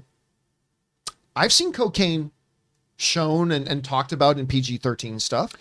Like it's, I honestly believe the reason they use drops is it does a couple of things. One, when you create your own fictional drug, it gives you a lot of creative like leeway where you can now come up with, what does this drug do? What effects does it have? To which degree? Because if you use a real world drug, you got to adhere to the scientific understandings about what that drug is, what the actual statistics of it are, and all that kind of stuff. You introduce your own drug, you can do whatever you want with it. So I really don't think it had anything to do with keeping a PG-13 rating. Also, you can't, when on the ratings board, they'll say for an R-rated movie, it'll say for drug use. Well, if the ratings board doesn't have anything that defines a fictional drug for that very reason. Yeah. You can't, what drugs are you talking about exactly? Yeah, there's not a distinction. So no, I really don't think there was anything there like that. At least that's kind of my take on it. All right, what's next? All right, from GT86 Ben, do you think Wong will die in Doctor Strange 2? There's a bunch of things we know about Doctor Strange 2, and that's not one of them. I don't have the answer to that. I don't know. On the one hand, I think there could be some incredibly powerful storytelling if you kill him off. I mean, other than good Canadian kid Rachel McAdams, Wong is the closest emotional connection that Doctor Strange has. His death could be profound. On the other hand, I kind of feel like they're kind of setting him up in almost a Nick Fury kind of role, where he is popping up across the MCU. So I'm honestly going to say I think it's 50-50 right now. Chris, what do you think? What are the chances that you think, does Wong die in Doctor Strange 2? What do you think? I don't want him to, so I want to say there's 0% chance, but I don't know. That it would have a really strong emotional impact. And also it would free up the mantle of Sorcerer Supreme. I mean, and by the way, there's nothing in the MCU so far that is stated for the next person to become Sorcerer Supreme, the old one has to die. That's very true. I mean, it can be, as far as we know in the MCU, it can be passed on. But you're right, it does kind of create that. I don't know, Rob, what do you think? Does Wong die in this movie? I don't want Wong to die. I really don't. Yeah, but I love Wong. But Willie, it's not about whether we want him to. What do you think? Look, at this point, 10 of his variants could die, for all I know. 10 of his multiversal counterparts will pass away. Who knows? All right. I don't want him to. What's next? Ismail. Hey, John. Went back to watch the Batman, but I saw the trailer for the Northman. Wow, it's amazing. Are you excited for it? They showed us a big preview for it at CinemaCon, and it became my number 2 most anticipated. The Batman was number 1. We've been talking about that a lot. Northman became my number 2 most anticipated film of the year. I'm dying to see this. How cool does that movie look? I'm glad Ishmael wrote in because I finally got to his cookies. And you know what I noticed? They had black and orange sprinkles on them for Yes. the Bengals. I didn't notice that, but thanks again. Oh, I man. didn't even think about Yeah, it being the Bengals colors. colors. Yeah, you guys have Yes. heard us raving about these cookies that we got from Ismail. Yeah, these are the cookies. Ray finally had a chance to eat his, and like they were really good cookies, man. Yep. Yeah, let me tell you about how good those cookies are. Those cookies are so good when you live in a house with 3 girls. I should have hit them better. Oh yeah, I lived in a house with one girl. I should have. It was really, the bag that he handed them to me in. I thought, oh, the bag. I hate this. They're still in the cupboard. The bag was in the cupboard, and then there was just the empty individual plastic bags that he put the cookie. Like, you know what? Chicks, man. All right, what's next? Film Code Podcast. Rewatching the MCU has me thinking we'll see the greatest hero ever in the Illuminati, the one and only Kevin Bacon. I mean, everybody's just 6 degrees short of it. Why not? He could be Reed Richards. Just have him in the Illuminati as the guy from Footloose. That's it. It's just we didn't. That's know, how like, I changed that town. I mean, joined listen, the Illuminati. if you watch the MCU, Footloose is the greatest film of all time, right? According to Star-Lord. Yeah, So according to maybe Star-Lord. in the MCU, maybe across the galaxy, the entire galaxy's understanding of Earth culture is the greatness of Footloose. So why wouldn't the guy from Footloose be on the Illuminati? That's true. What if Ren McCormick himself, the actual character that Kevin Bacon plays in That's what I'm Footloose? Yeah, I mean him. So it's actually Ren. Yeah. Aw. Okay. Yeah. I like Weird that. Only Kevin Marvel Bacon. Studios. Oh, sorry. Go ahead. Oh, you're good. I said if only Marvel Studios found cocaine. Jeez. All right. What's next? From James, good morning, everyone. I'm sending in a $20 super chat, Oh, too. thank you, James. Watched The Batman this Saturday. I really enjoyed it. However, as many pointed out, the 3-hour runtime was unnecessary. They could have shaved off 15 minutes without harming the plot. I agree. Yeah. Like, listen, I feel like there were moments that could have been shaved down, tightened up a little bit, all that kind of stuff. But the movie never felt like it dragged to me. Like, I do feel they could have shortened that movie and made it a little bit tighter. Yes. But I'll sometimes say that about movies that I felt dragged in places. I never felt like the movie dragged. So it was okay, but it could have been tightened up, I think, here and there a little bit. All right, liked what's it. next? Royce Freeman, can filmmakers use body doubles who look identical to an actor and also voice double to add stuff into films the actors wouldn't agree to? That's a good question. Yes I and mean, no. Yeah, well, okay. First of all, the actor you should know before you start filming whether or not you should know before casting whether or not an actor agreed to do something or not. And then if they didn't, too bad. It's not their movie. It's like, okay, if you don't want to do a nude scene, fine. But the character in my movie does. And therefore, if you want to go out and get a body double or something like that, now, I think that if you're going to do that, there's a responsibility to make sure it's mentioned in the press that a body double was used, so it's not a misconception. But yeah, I'm sorry, I don't care. These characters belong to the film. And if I don't care what the actor would do or not do, if the character would do it, then the character does it. Well, and that's all stuff that you know typically, even at the audition. Yes, Just, you should absolutely be like, made aware of that. before you even submit to certain roles, you'll see this on casting breakdowns. This role requires this kind of nudity. And it's also something that like people talk about with their agents. What kind of nudity are you comfortable with? Because there are various ones. Are you going to do full frontal? Are you going to do some side boob? Are you showing your butt? You know, all those things are different things in your contract. And you know that going into an audition. Actors also know that they are not required to disrobe at these auditions, and that's very important to know as a young actor, that these are like the kind of legal things that go with this too. Ahead of time, you already know if you're going to have a body double. Ahead of time, you already make these decisions, and that's part of your negotiation for your overall contract too, right? Because you'll get a nudity bump as well. There is like a higher like pay rate for disrobing, and then if you don't do that, they're paying for a double. If a director springs on the day, hey, I think it'd be interesting if now you guys got naked, that's a whole other ordeal, right? That's something just, I think, wouldn't it be neat if? No. That's something that we don't do. But you're right. If the character requires nudity, that's something that upfront everyone discusses ahead of time. And ultimately, the director casting all those people have the end say in, no, this character has to disrobe. We're going to go with an actor who will do this. but I Thank do, you for sharing that. If I completely agree with you, but I will say this: there are there are times when somebody after the fact wants to throw in a body double to create nudity in some place where there isn't before. Mm-hmm. There's an ethical issue there because the audience doesn't know it's not the actor. Yeah. That's not nude.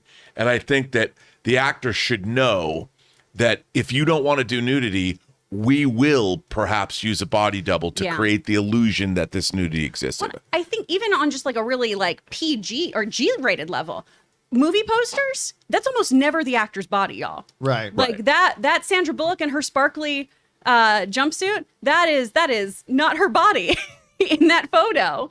They've just photoshopped something together. So yeah, a lot of times too, even just marketing materials are put together with body doubles, or we get sound-alikes to come in and to do a little ADR work if we couldn't get a hold of that person. So All right. What's next? from Jermaine, last night my wife with by a the way, sound like $50 super $50 chat. super chat. Whoa, Thank you, Jermaine, man, for thank supporting you. us on that level, Amazing.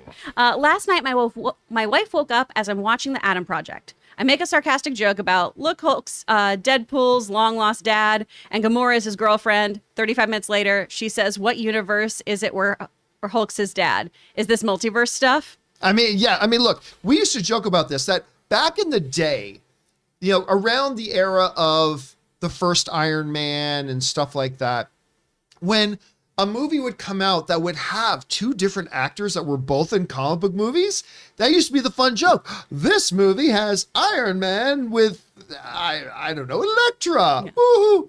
You can't even make those jokes anymore. Every movie has 5 people who've been in a comic book movie now at some point. This one particularly, because you're right, you have Deadpool, you have Banner, you have Elektra, and I'm sure there was probably some others in there as well. But yeah, it just happens all the time now. Zoe Saldana has been blue when she was a Na'vi. She Yep. was green when she was Gamora, and she was black as Uhura. There you go. Look at that. 3 different sci-fi franchises. All right, what's One next? beautiful By the way, one. and by the way, Jermaine, thank you so much for saying that in. That's really generous of you. Thank you for supporting us so consistently like that. We really appreciate it. All right, what's next? Mike McHale, The Flash and Spider-Woman both have a 6/23/23 release date. Which one moves? I didn't know that. Which ones? I mean, The Flash, because it's not real. The Flash, and which this fictitious thing that's not actually a real movie, and Spider-Woman, which is the one that's, I believe it's going to be directed by Olivia Wilde. Is that not the one that Olivia? You know what? I don't is even Olivia know. Wilde doing Madam Web? I think she's doing Spider-Woman. I think she's doing Spider-Woman. I thought it was Madam Web. Let me. What movie?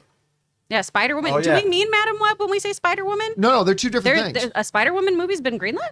Yeah, Where have I been? And Olivia Wilde is going to be directing it, Well, which you I'm might be right. It might be Spider-Man. very. I did not know. Well, first of all, I haven't even heard of any movement on Spider-Woman in a long time. Well, no, they cast her a while. No, they did. They cast Madam Web Yeah. a while ago. So I don't know. At this point, I'm going to guess Spider-Woman. Yeah, it was Spider-Woman. Because I haven't even heard any development okay. on it. So I'm going to guess Spider-Woman will move. All right, what's next? Anthony C. Hear me and rejoice. The GOAT, the living legend himself, Tom Brady, has returned. Hashtag not really big surprises, but a welcome one nonetheless. At one point, the other day, a star shone in the sky, heralding unto humanity, behold, a blessings is being made upon the people of the world, as the GOAT is coming back for one more year.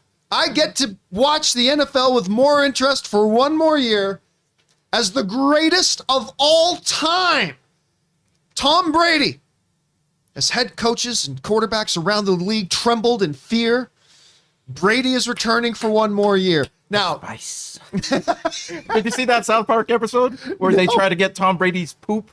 no. The whole episode, they're trying to steal Tom Brady's poop because because he's so like great at his age that everyone was trying to get a fecal something matter. And Fecal sample? spec sample? yeah. So they were all, and then every time like you would hear it, it'd be like the spice. Let's get Tom Brady's spice. Some shit like that. Wow. But there it is. He's coming back for another year. I mean, look, this will not be, and he's going to be 45 at some point next season. This will not be the best version of Tom Brady. The guy just won the Super Bowl a year and a half ago. So we'll see. But I was so happy to hear he's come back for one more. Giselle got tired of his shit real fast, I guess. Yeah, it's like, Go back like, to work. like he said, I'm gonna spend more time with my kids. And the kids are like, yeah. We're good. We got the PlayStation 5. We're good, Dad. So it's like, all right, one more year. It's so good. Does that mean he automatically goes back to the Bucks, Yes. or is it free He's going back to the agency? Bucks. Oh, okay. Back to the Bucks. His contract would still be valid, so there we go. All right, what's next? Carlos 16NG. Hey, John and company. Was wondering what y'all think of Children of Men. Personally, it's my top 5 movies of all time. Did somebody not just recently, wasn't it like 2 weeks ago, somebody wrote in and asked about Children of Yeah. Men? I thought it's great. I don't think it's a top 5 of all One time. of the great science fiction films of the 21st century. But it's wonderful. One of the best continuous shots scenes also in the history of film, with that whole going through the Love that building and movie. down through the thing. It's philosophical, it's deep, but it's also exciting, fantastic performances. I keep on wanting to I always confuse Jude Law and Clive Owen. Clive Owen. I always mix up Clive Owen and Jude Law. Clive Owen is absolutely fantastic. I don't know why he's not doing more stuff than he is today already. But Danny Houston's really good in it too. everybody's great. I mean, it's a wonderful, wonderful film, and it's truly great. I'm glad you like it, man. All right, what's next? Our last one is from Royce Freeman. Can filmmakers use body? Oh, we already answered this one. I have a repeat. So let me go over to your screen and see if there's a different one. No, that's the same it? thing, I think. Yes. So just a couple of doubles went on there. Yeah. And guys, that'll do it for today's installment of the John Campea Show. Thank you so much for being here and making this show a part of your Monday.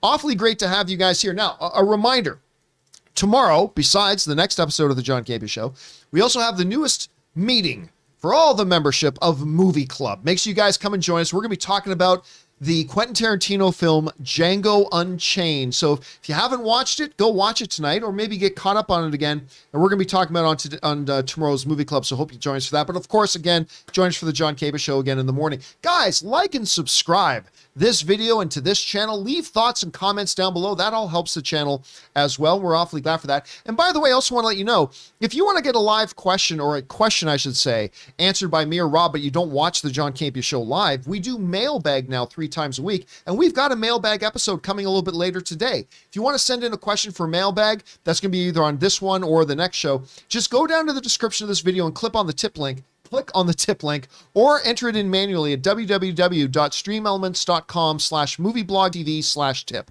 You'll be getting your comment or question read on mailbag if we deem your comment or question appropriate to be used on our show. And of course, you'll be supporting our channel at the same time. And all of us involved with the channel, thank you guys so much for your support. A big thanks to the people around the table here with me. That's the wrong shot. We got Robert Meyer Burnett, we got Ray Orr, we got Chris Carr, we got me, John Campea. That'll do it for us for now, guys. And until next time, my friends, bye-bye.